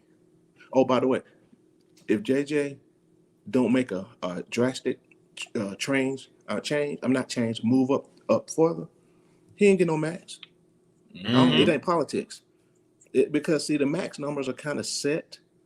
Yeah, you can give them max, but there's different parameters that are set for that. That I mean, most teams go by that, but no, until he play like a max player, those stats ain't gonna get it. Again, he's been a little bit too slow for development for me, but I see him trending upwards. Right, Yeah, he's trending upwards. At least he's trying. I can feel that, and I don't want to get rid of him. Right, so Max, no, not yet, not yet. He got to be a world beater. Right, he got to win me some games. Right? He got to be more of a dog. He's taking the back seat too much. But again, I'm telling you, man, that ball don't move. These dudes don't move. We ain't winning that. And I'll say right now, we good for 40 plus games right now. If we play, if we get out of this just shooting the ball up all the time. You got Do you athletes on guys that team. see? Do you guys see Jalen Johnson controlling the ball a little bit more this season? Like how we start to see, like I say, the second half of the season a little bit more. Him bringing the ball up a lot, kind of setting things up. Do y'all see him having a bigger role with the ball in his hand this year? Not setting it up. I mean, I'd like to see him on breaks. That's what he's good at. Oh, for sure. He's like a point forward. When I saw him playing high school in these tournaments, he can get and go to rest. People talk too much about him setting the team up. That's not his forte. He's a good passer. He's good. He's slasher, but directing at the top. That's not what he does. Not people getting it mixed up with his passing. That's not what he does. He's on setting up. It's like a trade. I would like, hey, you hear. You got to direct. He's not a director like a Trey is, right? So when you look at it, no, I don't see that. I don't see him. People keep talking about this. He need to set the offense up, but they don't understand what setting it up is. Right? That's not what he does. Yes. And he doesn't do that. That's not what he does well. So now he just need to play his game. Because he played high school, he played 1 through 5. He's a versatile type of guy that can play all over the floor, but doesn't really get that chance. All right. But I think if he's shooting a little bit better, you have him move a little bit more, you create mismatch with him. And that's why I said, when you have that length on the squad, you should be able to create mismatches all over the floor. That don't mean you stand there and dribble. That's the only way we're going to be successful. And that's what I would like to see from Trey. We don't see that. I mean, I just believe, I think they already had discussions. At some point, he's going to be moved. That's just what I believe. Because he told you he don't want to be here for that. So maybe in the season, just nothing against him. It's what it is. If you don't want to be here, you don't go through this. I ain't following you. No, that's what we at. I will never try to keep any player hostage if they don't want to go through something that the organization is trying to do, because you can't clean up this this clusterfuck in one night. Yeah, you can clean it up, but we're too deep into it right now. Indeed, and that's what I said all along. We are too deep to put band-aids on it, like start getting aids, making moves. We don't have the resources to make moves. You're gonna put yourself in a deeper hole. So you want to get out sooner, or you want to throw something at the wall and get out it and see if we can get out now. Now that ship don't sell. So let's just. I'm gonna say it's a rebuild to me. It's all the same. Hey, well, let's stay there for a second. Let's bring on another half of We Talk Hawks. We got Damon joining the stream. What's up, Damon? How you doing, bro? What's good, fam? How you living, man? Hey, man, we doing well, man. We doing this wonderful evening. My bad on the audio and the video. I'm still working on my PC, man. I'm about to just go get me a new one. I got about 4 PCs on the ground. Man, go to the store, man. I'm cheap, Right. man. I'm mixing the Hey, match. I'm nah, mixing nah, the match Devon, he hard. like me, he like me, can go get it and just, I'm gonna work with this one since it's here. I'm mixing and Oh, matching parts, this one, I man. ain't used this one in a minute. Right. Yeah, it look like I'm gonna have to tomorrow. Look like I'm gonna have to go and break down, spin that bread, man. Yeah, man. Yeah, it's about that time, man. Especially for Yeah, so you. I'm on my backup laptop right now. So at least I got my mic, but my camera's all jacked up. So No, it's better than before. No, you good now. Yeah, I gotta say, on yeah. that. Hey, we've been talking about Jalen Johnson. We've been talking about Trey. We've been talking about a lot. But I'm gonna start this question with you. You know, we have just touch on this a little bit. Do you think we're quietly rebuilding, Demar? Now I do. I read that statement by Landry Fields. But right now I'm calling him left field. left field. Yeah, left field. Right. Because he just lost, man. Listen, I read the statement, man, and to me it sounded like maybe it's just me, but it sounded like he admitted that the roster construction was bad, and basically they have to reset, retool, whatever you want to call it, to try to right the ship. You trade off Murray, right? Now, granted, people say Murray and Trey didn't work. Okay, say I give you that, right? But you traded him off, and for a team that's trying to win, you didn't get back assets, in my opinion, that says we are trying to still compete. It seemed like you got assets back, like you are Oklahoma City Thunder team 4 or 5 years ago. You know what I'm saying? Young players and draft picks. That's what they can, and not taking back a lot of salary. That's what it looked like to me, right? What what's confusing me is they had to have a sit down and talk to Trey Young. Because in my head, I'm thinking, okay, if you're going to reset, rebuild, blow it up, whatever you want to call it, right? Why wouldn't you move Trey and get the most assets you can back, but you move Murray, but you keep it don't make sense to me. But I do believe that they low key rebuilding the team on the low. When you're looking at the lineups that people putting out there, I mean, basically it's some dudes from last year and young player. Like there's no upgrade anywhere. It's the same dudes and young players. I don't see an upgrade that shows me as a fan that said, okay, we trying to do something. It doesn't look like they're trying to do anything as far as winning. So, like I put on Twitter today, I said, you know what, man, I give up. I'm going ahead. I give up. I'm going to go ahead and throw in my championship aspirations and just say go with the rebuild. And like I said, man, this year I'll be watching the team. And at the end of the day, since a lot of these fans don't really care about wins or losses, then I mean it's okay. Did we play hard? Did we get better? I mean, did Richard say get better? Did he get a shot? You know, the same way you look at a team like you fresh. Well, then we are fresh out the lottery, but you know, you look the way you look at a team that's rebuilding, that's starting over. The only difference is you have a Trey Young. I mean, really, if you minus Trey Young, you take Trey Young off the floor, we really gonna have 5 dudes out there that look like you are rebuilding. Like you are not trying to compete. Now, and I ask fans this: who's going to pay their hard-earned money to see that? That's what I'm saying. That's what it comes down to. Who's going to the pay their product that you put on hard-earned the money floor. to go see? Now let's keep it real. Us and some others who like into the Hawks in the basketball recognize a player like a Dyson Daniels, recognize a player, recognize value of picks. But your casual fan that makes up a majority of NBA fans, first of all, you know, it's only a limited of us anyway, Atlanta Hawk fans. You're limited anyway, right? Yeah. Right. So now, how you gonna get somebody to come see this? Hey man, let's keep it real. Where you gonna go at? Okay, anywhere in Atlanta, be like, hey yo, Mark, hey Juan, hey Foot, hey Y'all trying to go see Zach Richardson play? Man, they're gonna be like, who? Who is this? Right.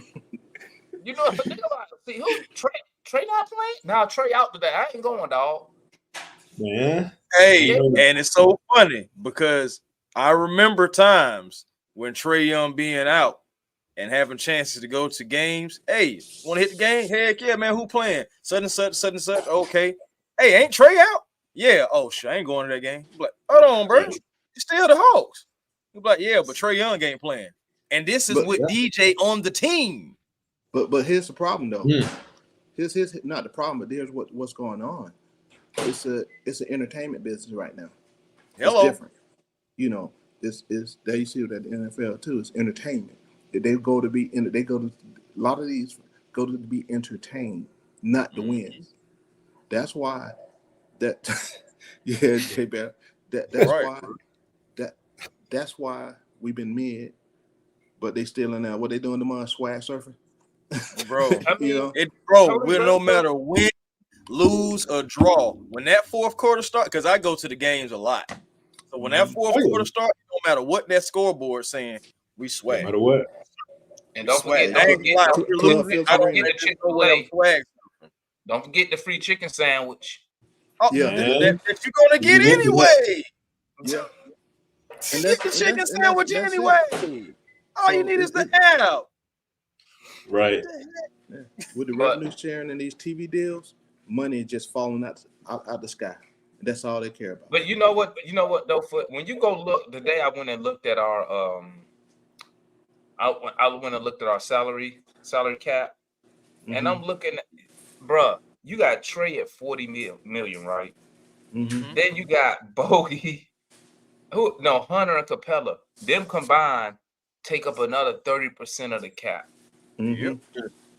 So that's 60% of your cap already gone Mm-hmm. between Trey Young, Clint Capella, who you really don't have a use for anymore. You kind of outdated big.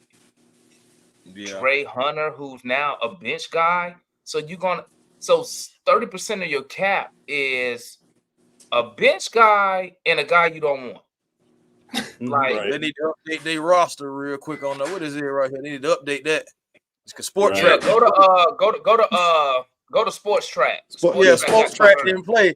Bro, I swear, in like 5 minutes of the trade, They Bro, they update be on the it. whole thing.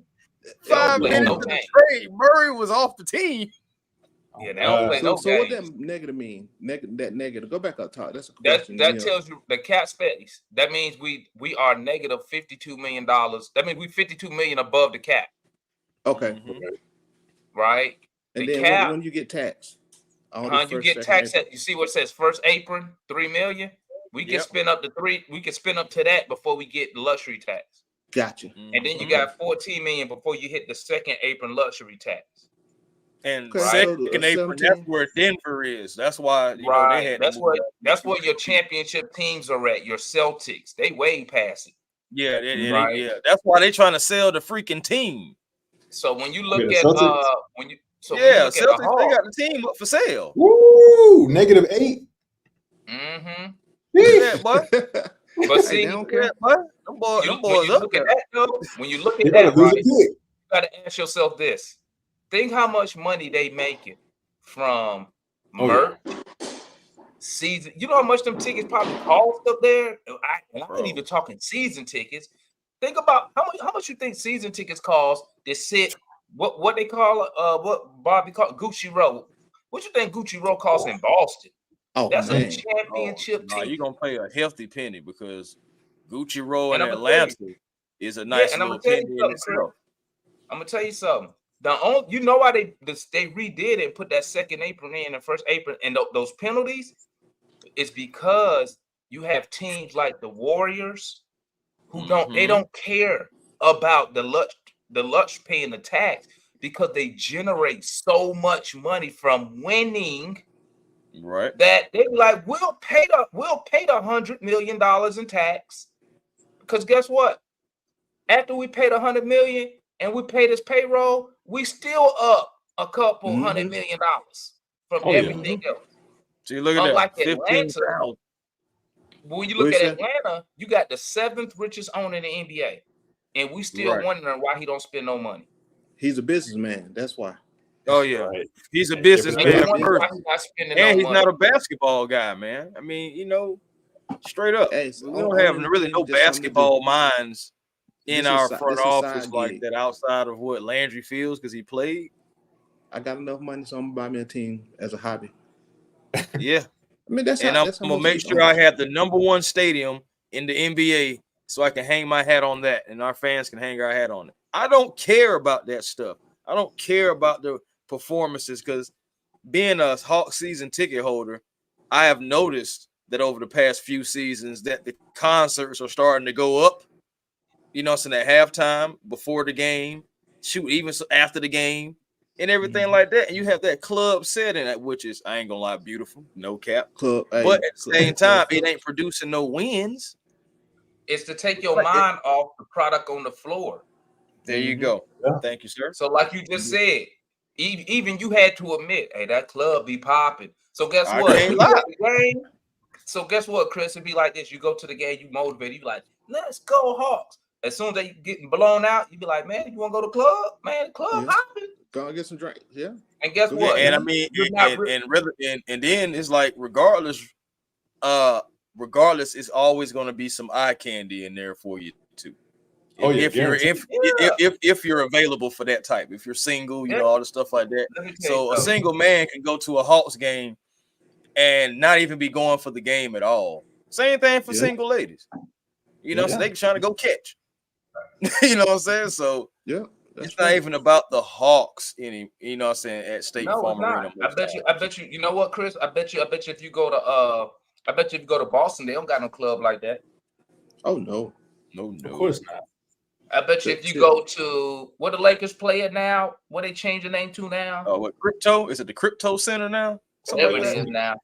I bet you ain't no club in there like the one in State Farm. Nah, I bet you man, ain't no barbershop in any of those. Oh, Ain't no barbershop nowhere. don't let me don't shout out to Killer Mike too. That I'm not saying it was a bad idea. You know, that's a business move too. You know what I'm saying? And shout out to him. But yes, it's people getting haircuts while the game is going on. And yeah, So and I it's say all that to say is because they understand. This I'm gonna keep it real, man. I'm just gonna keep it a book. We know when owners do things when they go and redo the stadium, right? They take surveys, right? They Mhm. take Mhm. surveys of the people because you're just not gonna put a barbershop in there unless somebody asks for it. You're not gonna put a club up in there unless a lot of people ask for it, right? There you This is go. what I believe. I believe Laker fans, Celtic fans, when you ask them what's important to them, the first thing out of their mouth probably winning. Right. That's all we Winning. want. I'm not paying this money to go to the club when I can go to the club down the street for $20. I'm not paying $100, $200, $300 to come to the club. I'm coming to It's see the a team atmosphere. win. Yeah. I want bet you atmosphere. money. Fans want There's some atmosphere. Celtics fans, the Laker fans, and now those Warrior fans who just came off a dynasty. What's more important to you, fan experience or the product on the floor? I guarantee you, championship contender fans gonna be like the product on the floor. Mhm. Indeed. Atlanta gonna be like, hey, let me tell you something. Atlanta gonna be like Kool-Aid. Kool-Aid say he want to see 25 points and 5 logo 3. He don't care Yeah. about what else happened. Ain't that what he said, bud? Yep. No, Kool-Aid. No. Yes, And he did. he's a season ticket holder, right? That's all he wants. He didn't say winning. Before He I forget, said, I want 25 points and 5 logo 3. You ever notice they call it the are we the highlight number factor? 1 team in the league for fan experience? The Hawks. Don't we keep Yeah, winning that? that's what I said. We number one. We number one in that's why they fan call it. experience. That's why they call it the Number one highlight in factory. entertainment. Yeah, it's We the care about highlight none of factory. that. It ain't the winning factory. No, it There ain't you go. highlight fact no more. That's a long time ago. It's the highlight factory. It's club 'Cause Philly. that's what- Not you anymore. gonna get some highlights now. Now you gonna lose, but you gonna see that Right. like 360 dunk. You gonna see that Right. no look pass. Man, you see that no look pass by Trey? Seen that? Did y'all win? No, we ain't win. But it don't matter because that pass is crazy. Mhm. I Right. mean, that's how I Yeah. usually go, man. And the makes crazy sense. thing about it is, if we start winning again, we would go. The experience would be better. You know, the experiences, all the stuff that you gonna put in the stadium would generate more revenue because you're actually winning, and it would be an even better experience, I think. Because a couple years ago we didn't have a lot of that stuff in State Farm Arena, so they riding the wave off of what could possibly be, and we just haven't been performing, haven't had a great product on the field. On the court. So at the end of the day, but from a business standpoint, at the end of the day, whether we win or not, I still have something in place to where people can come out to enjoy themselves, get their drinks, get their haircut, get their club experience, get the after show, the parties, all this stuff like that. We got Smoothie King in State Farm Arena now. You know what I'm saying? Like, I'm just saying there's just different experiences you can have, but at the end of the day, you're still not winning. But if we're not winning, guess what? We still have ways to make revenue because we can bring people to come out to us. Use your Chase card and get discounts and stuff like that. Or your black All card, that different stuff. Yeah, man, you can use your Chase card, get discount on foods and everything. I'm telling you what I know. So it just hey, one, fan you got experience. You got everything in State Farm except a championship. Hey, don't you get free parking zero with a kid? banners hanging up? Zero. And you know why I'm so adamant that when I was a kid and we argue sports, no lie, man. The first word out people's mouth, they be like, "How many championships y'all got?" Like when we argue sports when I was a kid, it was if you didn't even have a title, a lot of they be like, "You can't even get in this con. We talking championship stuff over here. Y'all don't have nothing." Yep. Nowadays, I see a lot of they'll talk player, right? Player. Yeah. But like I told the young kids, I'm like, but our player don't have nothing either. So I mean, like, y'all should be not y'all, but fans. We should be demanding a better product on the floor, man. This lineup I see right now, because like I told you, y'all, I took my hat, man. I threw my hat in, man. I'm rebuilding. I didn't quit. I gave. Let me say this for you, Damon. Let me say, hey, fellas, Damon is back. Thank God. Thank you. My hat in, man. Because you know what? I'm gonna tell you something, A1 and Mark. I'm gonna tell y'all something. And Foot already know. I always try to get this organization the benefit of the doubt, and I allow myself to get caught up in some of the hype. In the back of my head, I'd be like, I know this stuff not gonna happen, but I'd be like, maybe, and that's why I hate using the word hope. I'd be like, man, maybe this is the time where they just be like, let's make a move and make something shake in the A. But once again, they never fail to disappoint. They never fail to disappoint. And with that statement by Landry Fields, the only thing that could change my mind about rebuilding this team is that they flip somebody and come back with some, I don't know, whoever available, a BI, Lori Marketing. If they could pull something like that off, maybe I would change my outlook. But right now, with this current roster, I mean, I don't really see us improving. And I think we went over this the other night. I think you said it, Mark. Even if we improved by 10 games and win 46, you still a playing team. Still a playing team. Yeah. Still a playing team. You legitimately, if right now looking at the roster on paper, the only team that got worse than we did is the Bulls, and that's because they chose to blow it up. Well, we wait on. I mean, we can make the playoffs, but we ain't finna make no noise. I mean, we got to make the play. I think we can make the play in.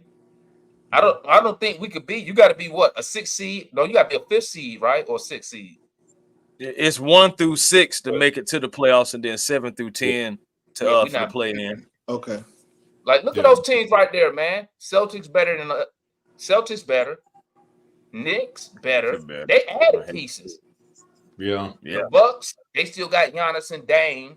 The Cavs, we signed Donovan Mitchell. The Magic still good. The Pacers Magic actually may be better.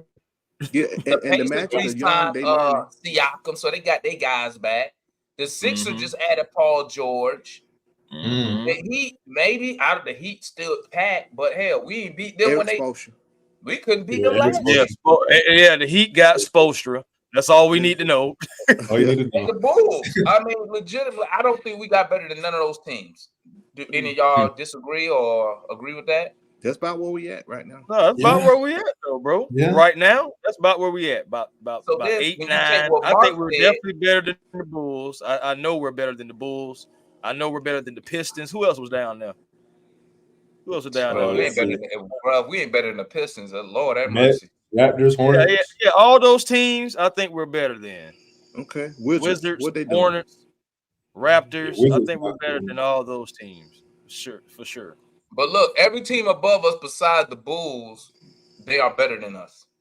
And And we like I can't beat the said, team below us. We can't beat the team the below us. Bulls only, and we only better than the Bulls because they blew it up. Don't forget, Did they last year though? they spanked the last year. Did Well, the Bulls blow kind of. it up? Yeah, Well, I mean, DeRozan they're gone, trying to get Caruso rid of gone. Levine. They trying to move They're trying to get. Levine, and Yeah, Lonzo's everybody still wants injured. Levine. Yeah. Yeah, they And trying to then give Levine away. DeMar went back home, He which went to again I'm Sacramento. hoping the Kings make the playoffs now. Yeah. Yeah, he in That Sac pick, now. Yeah. yeah, Hey, So hey. so it's just like they traded Caruso for Josh Giddey. Oh, yeah, that's right. Yeah, I forgot about that. Yeah, that was wild. Hey, well, so I think we all agree the teams ahead of us definitely are probably still better than us. So I mean, I'm gonna ask Foot, do you think the Hawks will make any more moves? No, not any big moves that'll change the trajectory of this team. No, Mm, I mean because and I've been saying that all along. Because again, while you gonna get tied up in a situation that's gonna make you worse to be able to maneuver, unless you're gonna bring in that guy. Those guys are gone, already traded, taken up, or re-signed or whatever, right? So you can add a piece. I mean, Laurie Markin is Laurie Markin, man. He ain't trash, but that don't move the needle to me. I mean, It don't. I know you can talk about trading for Aiton, but that's a huge salary you're gonna take on for what, a year or two or whatever. I mean, but we're not going anywhere. It's not going to be. So it's a couple of guys, but again, that won't move the trajectory for me as a whole, as far as being a championship move. Because we need other pieces, we need other things to go along with that to be able to compete with these top level teams. There, I think we'll be surprisingly better than what people think. Because if you play those guys, those rangy, athletic, lengthy guys, I think that'll automatically elevate us a few games by itself. And again, I just keep going back to when Trey went out and all these other young guys, and we got size out there. Looking how that size play together. Now, I think that you would it'd be surprisingly better than most folks think. Is what I'm thinking, just because of that. Now, um, yeah. So, like I said, I've been telling Demond to tell you. I've been telling everybody since the season, before the season ended, right? We ain't gonna be doing that because I looked at it and we ain't gonna have the ability unless we get caught up in trying to throw something at the wall that's gonna last a year. We still gonna be trash. We too handcuffed to really do anything right now. And Larry Dixon Way, he brought up a good point the other night. That's why I'm sticking with it. You keep playing. That's why I said keep him to trade deadline or something. But if you're gonna trade him, you got to bring back that salary. Who's out there you want to bring back on that much money? Oh, how yeah. many pieces? We don't have roster spots. I think looking at now, didn't they add another guy to that trade? I saw when it finalized. Yeah, Cody Zeller. So I think we talked. Some of us talked about this the other day about who we think gonna be on the team. Now that just throws a monkey wrench into it. You don't have no spots, no roster spots. Even if you don't re-sign the guys, that's not guaranteed. Somebody gonna have to go. Right. So again, we're too far gone to make a major move to change the trajectory of this team. Is my whole point. That's how I'm looking at it, and that's how I've been looking at it. When you sit down, you got to take the fandom off, the glasses off, and really look at it for what it's worth. I think that's what we have a lot of fans that don't look at things like that. They're just looking at what's being said, looking at the moves, think you can do this, think you can do that. You can't. We're handcuffed unless we're gonna. They're not gonna keep. We don't have no piece, no draft picks. Well, not as we got a few back. We can't maneuver to build a winning team right now today. Other things gonna have to fall off the books. Other things gonna have to change. So, and that's just how I look at it. But I'm a hater. I'll take it. That's why I keep saying, hey, Demond, know I've been saying this. Demond, how long have I been saying this stuff? Everything that happened, I said, didn't it? It's not me being right. I just looked at it different. Everything I said gonna happen, happened. Because I just saw it. It's just it's right there in front of your face if you look at it. But again, a lot of people just being fans don't understand it. And it's right there. It's on paper. I ain't no expert. I look at the numbers. And Demond, about two couple months ago, he brought up a salary list, right? He broke it down. This gonna cost this much. These folks spending money, but we can't. So I can't. So yeah, you can get on the front office all you want to, but we can't really maneuver. And I already knew that. You know. But that's where we at. Because of So that's said why front office. that's why I said it's time to do something different. Start over. To get us to a place where we can maneuver like that, get peace. Trey gone. I said that last year. He ain't finna say he don't told y'all that he wanna win. AKA, y'all don't do something to win, I'm out. So just trade him. They ain't got nothing to be doing. Hey, I am not mad at him. He Hey, hey, hey, it's just hey, what it is. hey, that's an interesting point. We're gonna hold on that point. We got a couple things about to happen. I know Chris has to dip off, so we're gonna send Chris off. And then speaking of Larry, we got Larry backstage, so we're gonna bring Larry on. So unless Chris wants to hang out for Larry, Nah, man. I don't want to ride, man. I know these stores about to get ready to close, about to get ready to, Oh yeah. I just got some errands I got to run, man. It's really a great conversation, man. It's really even getting even better. So I really hate to dip out for real quick, but It's all just good. duty calls. You know how it goes. Yeah, But I know. like you just said, Larry from the Dixon Way backstage. So I really believe that my seat is going to be taken well care of because Larry. For those, what I'm saying, who follow Larry, you already know he does the Dixon Way, does commentary for all Atlanta sports and then some. So definitely the seat will be filled correctly. Shout out to Foot, shout out to Damon, shout out to Mark, shout out to all the We Talks TV crew. Shout out to everybody who rocking with me, A1 Forever Sports, rocking with my boys, my brothers, Smitty and Berto, as we're the 95 North Sports Machine. We got some more content coming towards you. I'm getting closer to 1,000 subs, so man, it's like I'm less than 75 away. It's really crazy, actually blowing my mind. But so I'm working on that. So come on over to A1 Forever Sports, where we be generational because it's always time to be, and we don't settle for less because you can always have more with the vision. I'm still working on it. But make sure you guys find your peace today because positive energy always creates elevation, and that's how you find your peace, man. Again, shout out to the panel. Mark, Shout thank you out for to you, hitting man. me up earlier, man. And we always gonna be talking some sports, man. Falcons training camp on the way right around the corner this month. So no, be prepared for that. And we're gonna see what these Atlanta Hawks do and Braves and so forth and so happy. Thank you guys for having me, man. Appreciate you coming on, man. Hey, so that was Chris Tipmore. Definitely appreciate him coming through, man. Now we got to add on another Atlanta guy. I know he just came off a stream. I know he was covering the Braves game, so I'm interested to hear the results. But without further ado, we got Larry from the Dixon Way in the building. What's up, Larry? Hey, how you doing, man? You mute, Larry. You mute. There we go. Appreciate y'all having me on. It's always an excellent day when we beat the Phillies. So yeah, Oh, we won. always. Oh yeah. This series we scored 18 runs in 3-game series. So hopefully we can piggyback that and get on a run. Austin Riley starting to come out of his slump. Maybe Adam Duvall. Yeah, I mean we're missing a lot of guys. Pitching's been good enough to win. We just got to score some runs. So we scored them this time against our arch rivals, so that's a good look. Now we got 2 series we need to definitely win, and one no other important than the one inning just before the All-Star break. We played San Diego Padres the last 3 games for the All-Star break. They right behind us in the wild card race, so we need to keep pace with them and keep them off our give them that Heisman stop. So hey, well, that's what welcome it to the is. show. It's definitely good to hear the Braves won. Hey, we talking a lot about these Hawks, man. I'm curious what you think. Do you think the Hawks will make any more moves? Minor moves, not significant.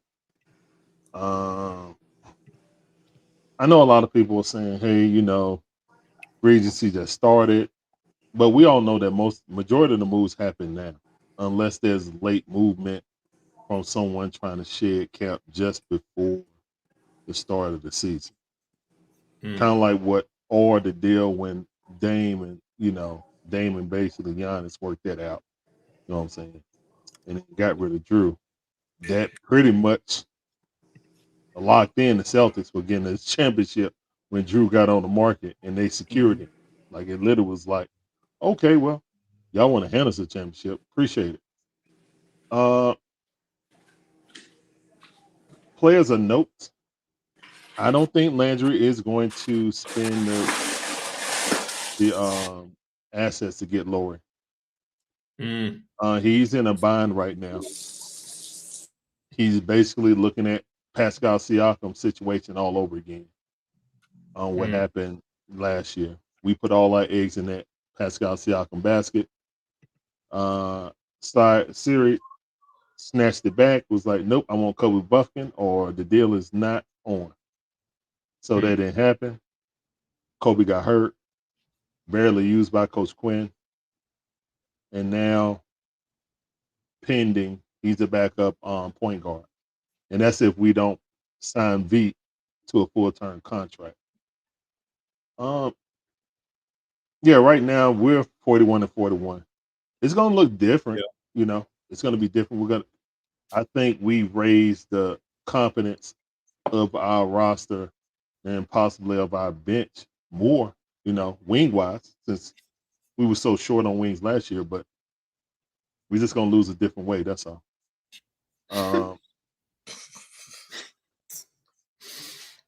I mean, well, I'll put it like this: we'll be mid, but that's not what Trae Young wanted. He said he wanted to win. I ain't I trying to mean, be that's funny. I ain't trying facts. to crack you. I'm being serious. Like, We know. yeah, we know that statistically in the eye test, Trey and Dejounte didn't work with each other. We understand it. But if you're looking at it and you say, okay, well, we did get other pieces to make us better. We skipped the process. We went like this. See what Dallas tanked, didn't even make it to the playoffs last year, right? Right. And then now not trying to compare Luke and and Kyrie to Trey and DJ, but just saying it still wasn't right there where it's supposed to be until they went out and got a Gafford, until they got a PJ Washington, until they got Right. a Derrick Jones Jr. You know what I'm saying? Those three players right there kind of changed the outlook, and that's what we did. We went and got the requisite pieces like that, possibly, but now we back to one All Star in a better East. So yes, we got better, pieces that could fit, what I'm saying, a playoff type team, but we only got one guy now. He's It's putting the pressure. I mean, it's now JJ. I do believe that JJ is going to take a step up, but mm. most of these teams have three guys. Like to have the Mavericks do what they did, you had to have two Hall of Fame players to do that in today's NBA. You know, Right. most teams have a complement of at least three people. Um, Now, if you want to say that Oklahoma City is just too young, then we can talk about that. But you have Chet Hogan, you got Jay Will, you got Shea Gilgeous Alexander. Now with the improvement of adding Caruso, a proven on-ball defender, you know what I'm saying? Harkenstein, a nice scrappy guy with offensive rebounds that Chet don't have to be banging down there all the time, so he can play like a power forward. Because that's what he want to do anyway. And stay out of foul trouble. You need those type of guys to round you off. But again, what the Hawks did, in my opinion, is a soft reboot or a soft rebuild. That's what they did. When Landry comes out of his mouth and say, "Hey, we looked at our team fundamentally and said we need to change damn near our whole roster. Our process on what we have on our roster." If you're saying that, that's a rebuild, bro. Trey Yeah, didn't ask that's for a rebuild. He asked to make us better. but get us over the hump, not a rebuild. Trey then sit there and say, okay, well, trade away the best player I got, make the roster better, but then basically all the blame is still going to be put on me. And I don't even understand. I don't even think they really understand. If the season go bad, the value that you could have got this year, even though it's in a worse draft, is going to be much better than you get next season. Oh yeah. And especially if it's in the middle of a run. Most likely you're trading them to a team that actually can win. So those first round picks are not going to be like the first round picks you could possibly get if you were really trying to shock people. Now, I understand the mode of Be don't trade entertained. Trey Young Okay, Kool-Aid. because you don't own your own picks. I fully understand that. Okay. I fully understand. I see what Kool-Aid said. I fully understand. You don't want to tank openly when you don't own your picks for the next 3 years. You know what I'm saying? Right. Yeah, we got a pick swap. We get one back, but we don't get the better one. So basically, we don't own our draft. Okay. That's essentially what it is. And the thought process is you don't want to build the Spurs dynasty. Well, you traded Dejounte to try to right that wrong. That's basically what that trade was. That trade was get 2 first round picks back that you feel at least one of them would convey to be a really good one. Okay, that's what you did with the Lakers. You're betting on the Lakers to be struggling in the play-in. You know what I'm saying? Now they made it out this year, but again, the West is getting better also. So, uh, look, that's what they did. A lot of people say, "Well, why didn't you get Bi?" Because they didn't. They was never going to sign Bi. So it don't make Right. no sense to circle back. Like Matt talking about, hey, we're gonna circle back. Circle back for what? You could have had Bi with that trade. Oh, they don't have any centers. They just traded a Zeller, so they wouldn't have to give us $5 million in hard cap money. They're just gonna go and pick up a random center. They might pick up Paul Reed. Matter of fact, since he's on the free agent market, That'd be solid. yeah, who backed up, who played a lot of time when Joel Embiid was out and played pretty decent. So again, there's no reason for the Pelicans to pick up the phone. Hello, Landry, what you want, bro? Uh, did did you forget something? You saw we sent you Cody Zeller, right? Yeah, business done, right? All right. Pick up. Ring. Hey, David. I was wondering if you still want to circle back to the yeah for what? We're gonna trade him for y'all picks in San Antonio. Click. You know what's Why crazy, wouldn't Larry? they? You know what's crazy when what you just said, and I don't know why it just hit me. Hey, I don't know why this just hit me. This is crazy. Why didn't you? We Why didn't traded you even think about Murray. that? Yeah. Now this part right here just hit me. We traded Murray before even the first pick conveyed. Yep. We got rid of before even any of those picks conveyed, bro. That's crazy. Nope. We didn't. We didn't even give it a chance. So look, when we lose 25, the swapping 26 to 27, we don't even have to do. We traded the picks for. That's crazy. No. That is wild. That's No, because it was a crazy course when you correction. look at it like that. So the next 3 years, we won't even have the guy we traded the pick for. Probably, you know what's gonna be extra crazy? When He Trey probably Young gonna gone. be in the West contending, fighting for a top 4 seed. Right. While we over here seeing what Zach Richey scored. Did he score 12 points? Yay! We're excited.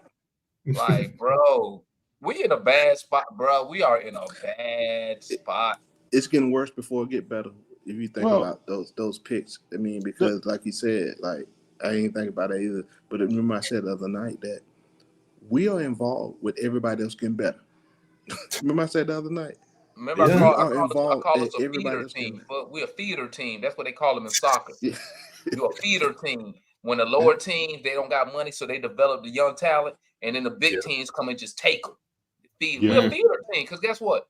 Murray finna go over there and play for something. Trey finna sit here, and I put it in the chat. Year 7 for Trey is wasted. If I'm Oh, him, yeah. I'm getting hurt. I'm getting Yeah, hurt. it's Well, done. he can't even fake hurt because we can't even afford to lose games because the Spurs got our pick, bro. We are. Yeah. Woo. We done. No, man.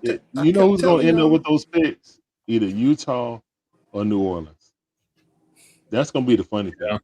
Slick. So New Orleans traded worse picks to get our picks.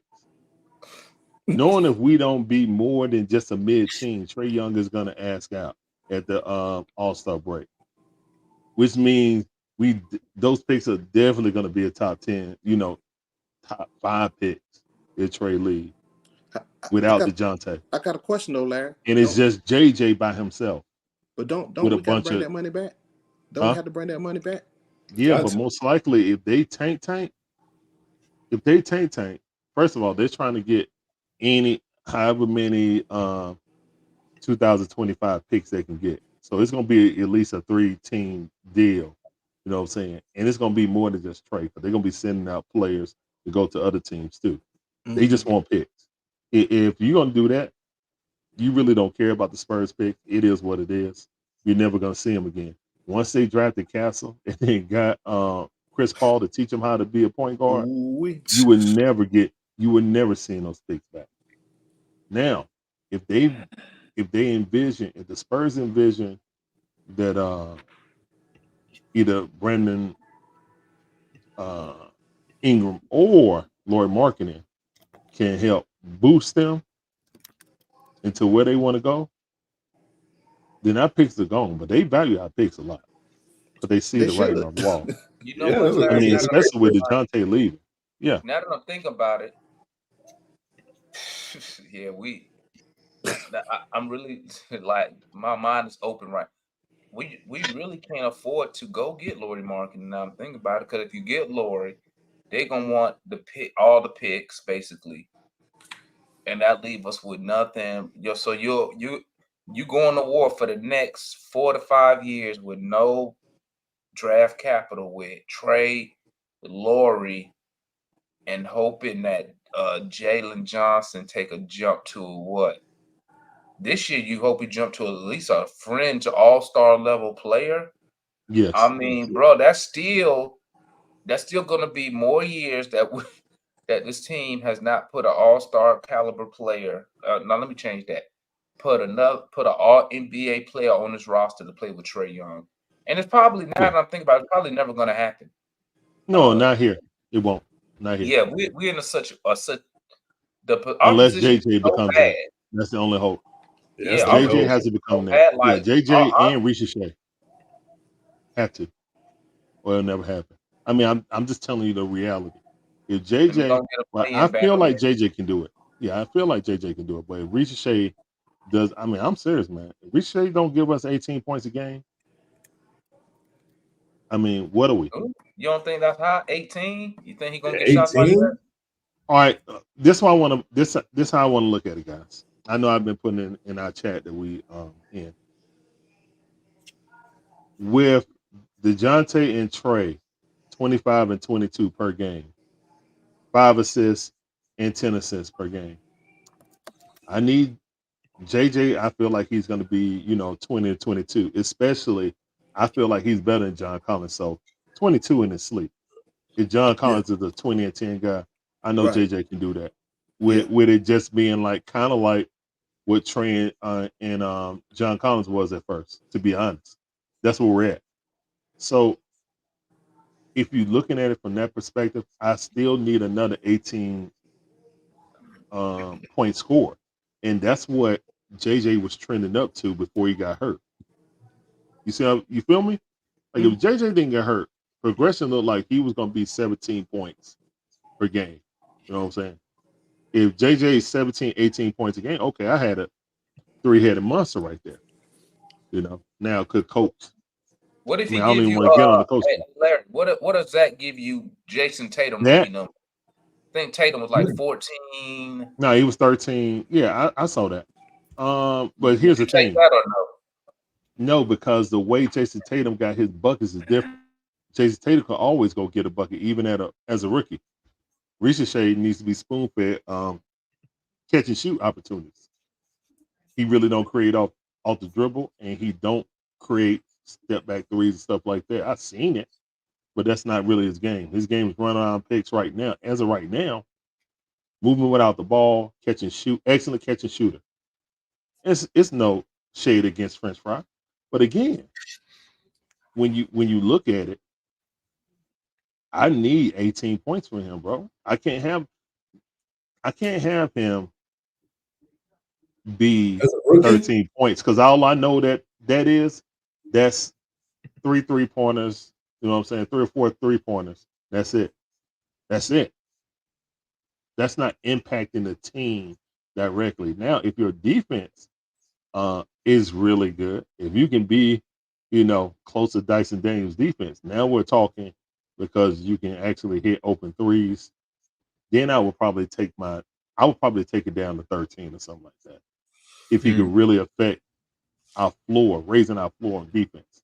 yeah, But unless he can play that type of defense,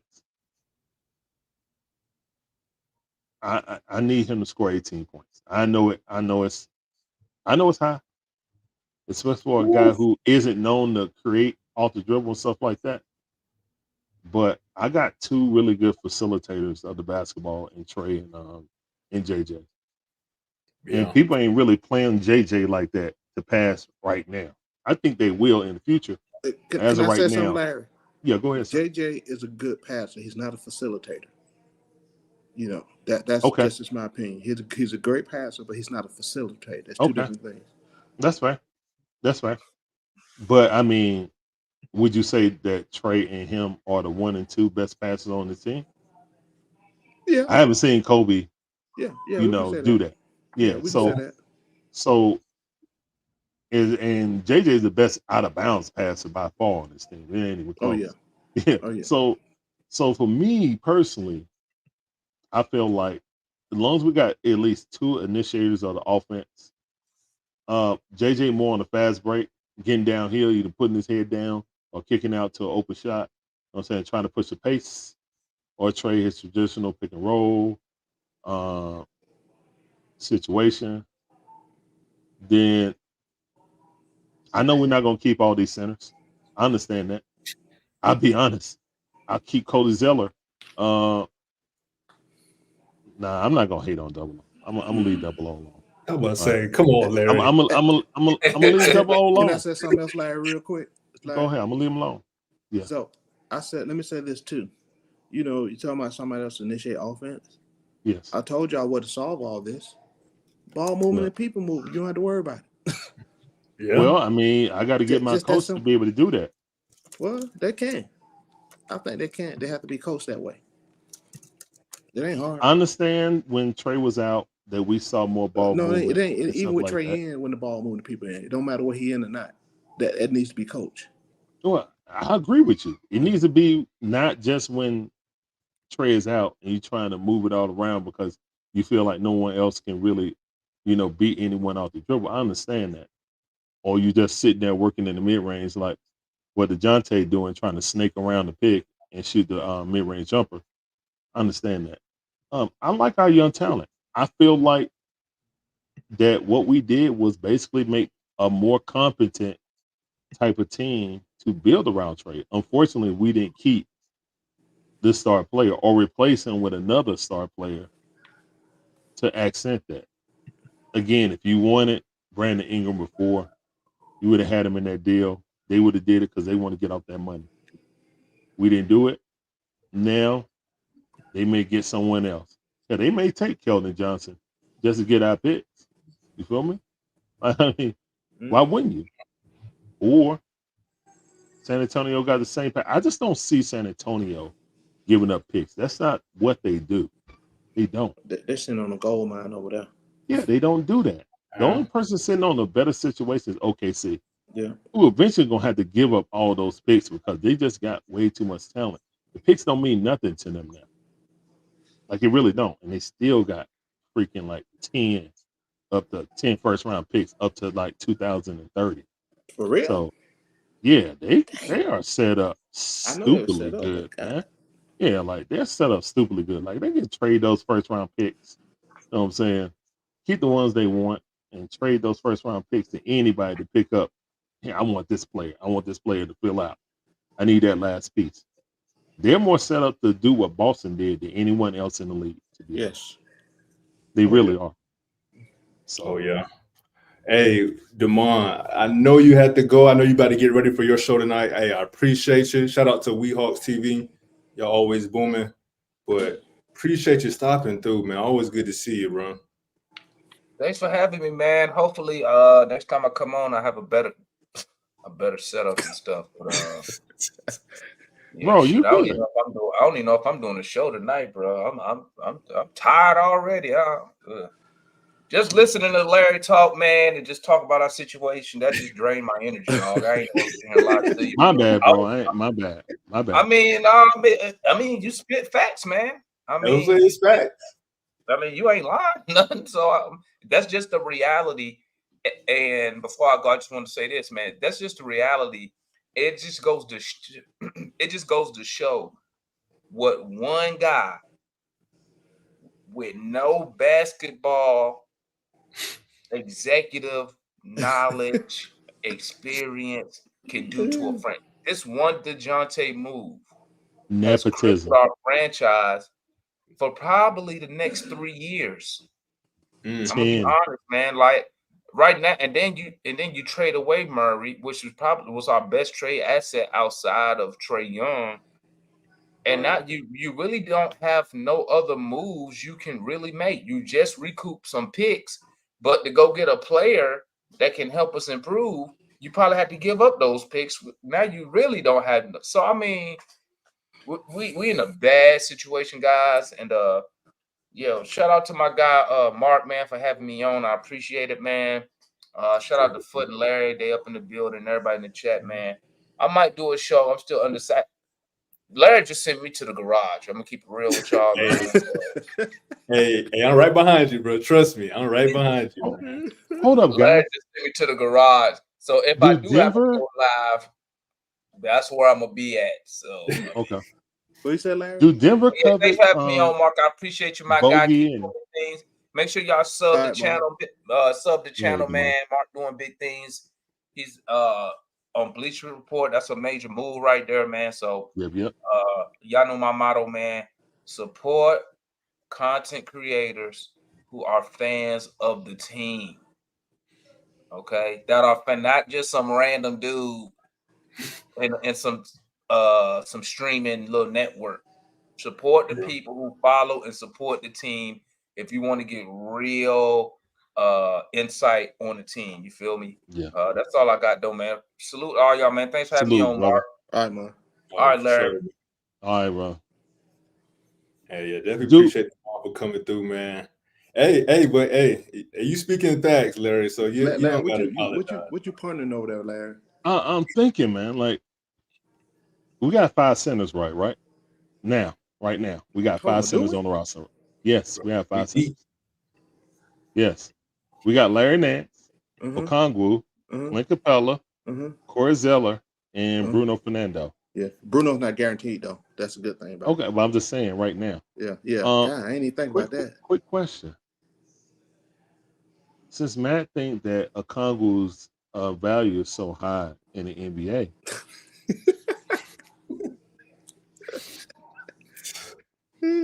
what if we traded Okongwu and Bogey for MPJ? For who? For Michael Porter MPJ, Jr.? yeah. Hey, I mean, Trade who said? Now, hear me out. I think the money works. I think I was tinkering around with ESPN little draft joint, but Mm-hmm. I think the money works. That if you did double O and you did Bogdanovich, money may work. Also, not trying to coddle people feels or nothing like that, but you got Trey's basketball friend of life playing with him now. I have the real MPJ and not the Diet Cola version in Zachary Ricochet, So, so my who he question to can you, learn Larry, from. yeah, Yes. but now what about Zach? Right. So, Zach will probably are you, be the number 4. I don't know what you do with Dyson Daniels though. That's my what you thing. mean the number 4? No, Play no, no, small no. I'm forward? talking about, like, I see I could use MPJ as a small forward or a shooting guard if I just want to make him tall Clay Thompson, excuse me. If I want to make him tall Clay Thompson, I could do that. You know, instead of I wouldn't even think about putting him at power forward. Is it a small forward or shooting guard? I would put MPJ. Now, I think he's too slow footed to play shooting guard. So most He likely I is. would still have Ricochet there or Dyson Daniels. If Mhm. I have an elite shooter like MPJ, I can get away with having Dyson Daniels. I'll be honest, man. I So think Dyson Daniels will be top 10 in this draft that just passed. I mean, and he was 21 years old. I think he would have been top 10 personally. So, if I mean, defensively, that's how good he is. So, to me, but his offense is so trash. yeah, So it's just like he's literally Diet Cola Ben Simmons. If you guys want to put it Yeah. in context, yeah. he's literally Diet Cola Hey, Ben. before you get it, let me speak on MPG for a second. Yeah, yeah. Yeah. Go ahead, go ahead. First of all, I still got some concerns with his back. Okay, Right, that's fair. That's I fair. still got some concerns with his back. That's fair. Number two, you going I believe you'll start the development of some of these young guys. You got your With Moji, MPJ, you get with because you're talking MPJ. about movement maybe at 1 through 4 or 1 through 3, No, no, no, whichever. no, no. 2 or 3. Two or 2 or three. 3. Okay, 2 or 3. 2 or 3. I'm JJ starting stay where Ricochet he. right the rip. Yeah, I mean, JJ is not going to be affected by him. oh no. Just I don't like think Aaron JJ. Gordon not affected by him. Right. Mhm. Yeah. How much money he gonna demand? Is he? I was I I think think it's he just recycled. got his. I think he just got his. But I think he got 2 or 3 years on his deal. How many million a I year? think he just got paid. I think he just made a rookie. I think he got a rookie max or just under. Ooh. Yeah, Well, Yeah, he got a bag. well, yeah, how Like much you yeah. get? He got a nice penny, but I'm just saying, like, 35. 35 yeah, a year? 35 yeah. a I mean, year. I think he got the same contract as Trey. Woo. I don't know about that, but yeah. If you I mean, got Vegas Zach, can't be choosy. I don't. That's why I'm No, just saying. you can't be choosy. But again, what are you trying to do? First and foremost, The you bring back in a is player like my that. biggest issue. I mean, issue. The back. Right. What are you trying to do? The question is, what are you trying to do with a move like that? All right. With a move like that, uh, see, here, this is how I look at it. But with either getting Laurie or MPJ, I don't think either one of those players make you a champion, but it allows you to actually shop for what you really need to finish the job. You see what I'm Fair saying? enough. Yeah. That Like makes sense. OJ Anunoby, prime example.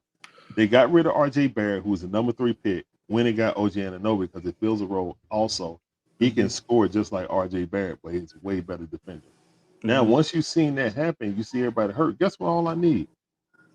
Oh, let me go get Mikal Bridges. Let me get 4 Yeah. of the Mm-hmm. 5 national champion Villanova Yeah. Wildcats. Okay, so when I look at it and I just say, okay, what do you do? Well, the Hawks' potential, what they could have did when they went to in 2021, they could have took Hunter and JC and flipped them into a real player. You know what I'm saying?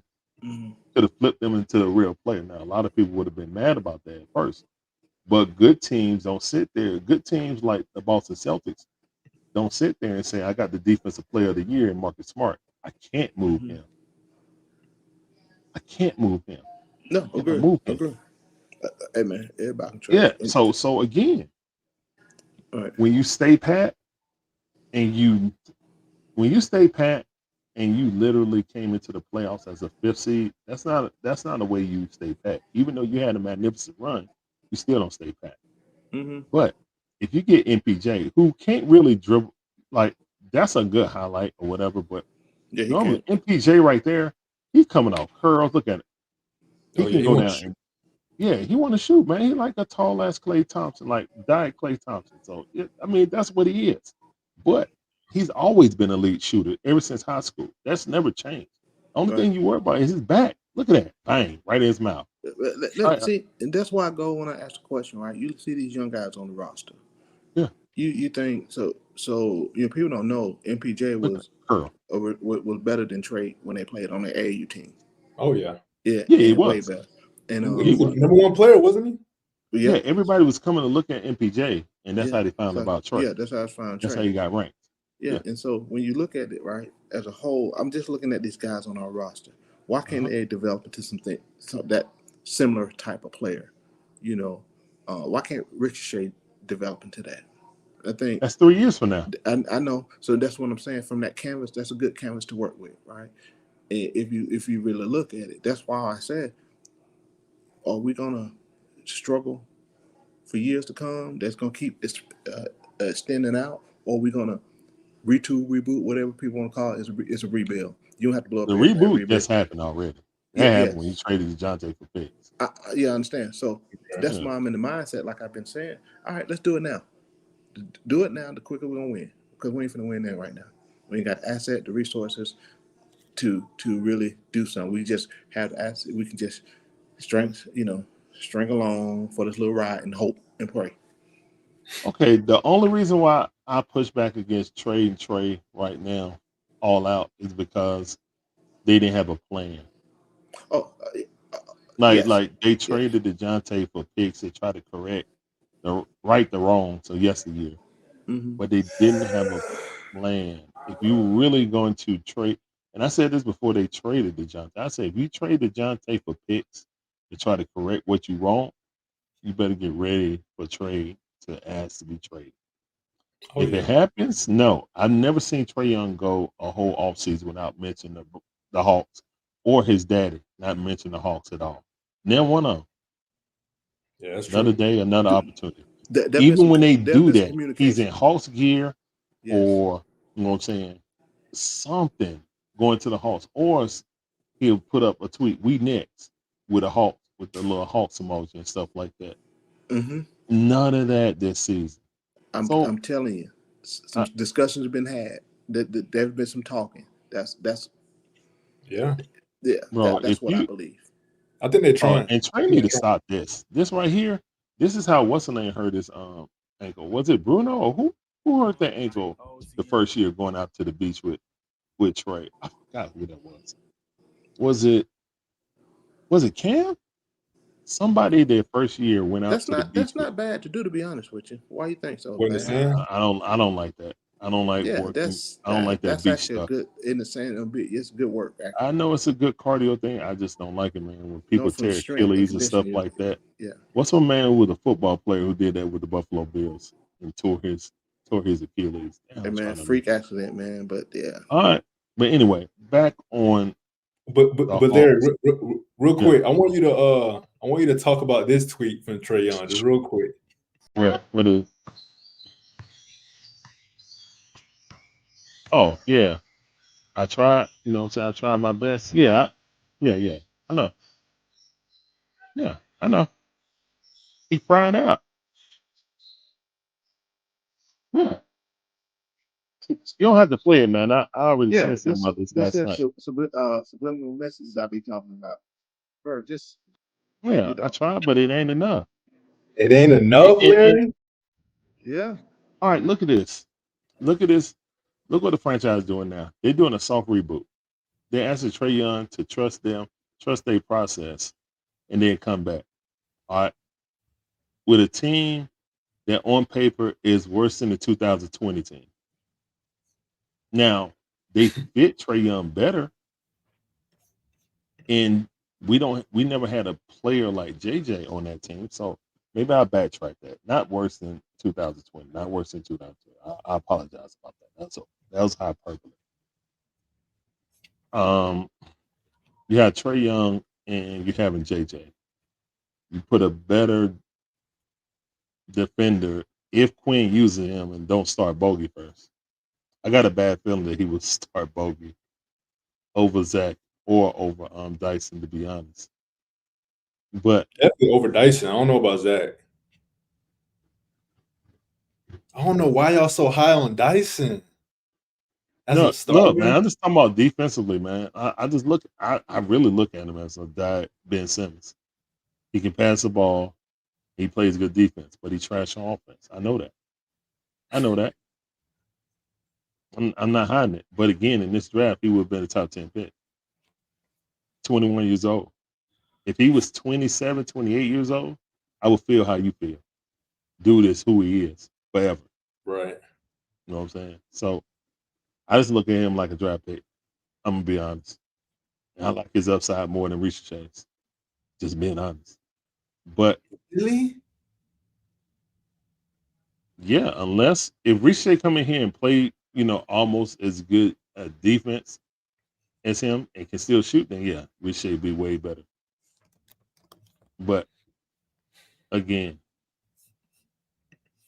if I'm choosing someone to play by Trey Young, it's a tall 6'8", 6'9" wing who can pass and don't care about shooting, but got a nice floater. I mean, that's his best attribute on offense is floater. He got a really nice floater to be 6'8" or 9. But yeah, definitely need to get more aggressive mindset and confidence in shooting his jumper. You know what I'm saying? But yeah, when we played a Hornet. I mean, it's not the Hornets, but the Pelicans. It was either him or her on Trey. Yeah. I mean, it wasn't putting him out there to get fouls. I mean, kid can slide his feet. So if you have a wing like that, that definitely helps your floor on your defense. I think out of anybody on this team, he would help the floor of our defense. He would Oh yeah. elevate the floor of the defense. That's why I think he has to start. But I don't know if Quinn's going to start. I don't know. I mean, It it could could be definitely happen. Wentz. It could definitely happen. I mean, I don't see why he couldn't progress here in Atlanta. So it'll be interesting to see, man. But I'm not too sold on him just yet. But with that That's said, fine. man, hey, I'm going on about 2.5 hours. I know my girl's peeking around the corner. So I'm gonna wrap up this conversation. I know Foot has to go. I know Larry, you got to go. But before you go, I just want one last take overall because I know a lot of people that were expecting July 6th. So we'll start with Foot. I know you got to go. After July 6th, we've seen the DJ trade finalized. How are you feeling about this franchise so far? Well, I said if they keep going in the same direction, I think I can see, sitting down and just really looking at it. They're seeing, yeah, Larry. I'm with you, Larry. I'm with you. I see that. Look like they're making more strategic moves than they have before, in my opinion. By the way, by the guys they're actually picking, right? So this is why I said stay on that movement. Like I said, there's nothing we could do right now unless these players that we have play out their mind to really compete, and that's always a possibility. I mean, you see when we made it to the ECF, what we had then, everything lined up right with us, and it's the teams we played. So I never said never, but I think what we're doing is a start. And I wish people stop talking about building. It ain't got nothing to do with trade. You don't build around a player. You build a team, a complete team that complement one another. And Mm, that's what we haven't done. That's what Boston did, right? So we need to continue building this as a team, whether trade here or not. We don't nobody know if he's gonna be here. Nobody know if he's gonna wait. You know, um, or whatever the case may be. So that's what I like to see continue happening. But again, I like the type of players who are going after now because we've been too small for too long, and that's what's been hurting us as a whole. mm. The team as a whole has been too small. But hey, we just have to sit back and wait. Like Larry said, hit that cup again because I can't wait for that for sure. Throw that cup up. That's where I'm at right now too. Exactly. But yeah, you know, appreciate you having me on. And like I said, I don't know if Larry heard, I gave him credit about what he spoke about that whole Clint thing. And I've been saying keep it to the deadline, at least the deadline. But I'm with you. Let that keep it, let that contract expire so we can free up a lot of money. We have to bring Yep. back when we trade. Yeah, You know. he's vital to re-signing JJ. To Yeah. be honest, I don't think people realize that they do that with a cheap owner we have. It's gonna be a problem. So we'll see. Yeah. Hey, well, Foot, I definitely appreciate you. Larry, final thoughts after the official Dejounte Murray trade. Uh, I I hated it at first, but then once I saw, and I actually did research on Dyson. I was like, okay, I see what they're doing. They're trying to rebuild the mold of this team. I understand it, but again, you don't have the recipe. You don't have the player or the two players outside of the third, you know, person that's coming up to make that actually work. So hopefully, oh, son, hold on. Okay, quack, quack, quack. I see. But yeah, I mean, right now this team is a playing team unless they add another significant piece. So we'll see what happens. Do I have faith in Landry? Not much, but hey, I'll be glad to be wrong. Son. Yeah. Oh, he is doing. It sounds like he's ready for you. I think you muted yourself. Yeah, he want me to sing the song for him. So Oh, I'm up out of here, man. All right, son. hey, Come on. hey, well, I appreciate you, Larry. Appreciate you as always, man. As Larry from the Dixon Way. Definitely, man, had a dope conversation, man. I know y'all probably thought I was gonna beat the Trey Young narrative, but at the end of the day, man, I just want to build the best basketball team possible. So definitely great to hear from a lot of great Atlanta sports content creators. You just heard Larry from the Dixon Way. You know, they do all Atlanta sports, always holding it down. You saw Foot come on here. You know, Foot is a big piece of We Talk Hawks. So definitely go check out Larry from the Dixon Way. Check out We Talk Hawks on YouTube.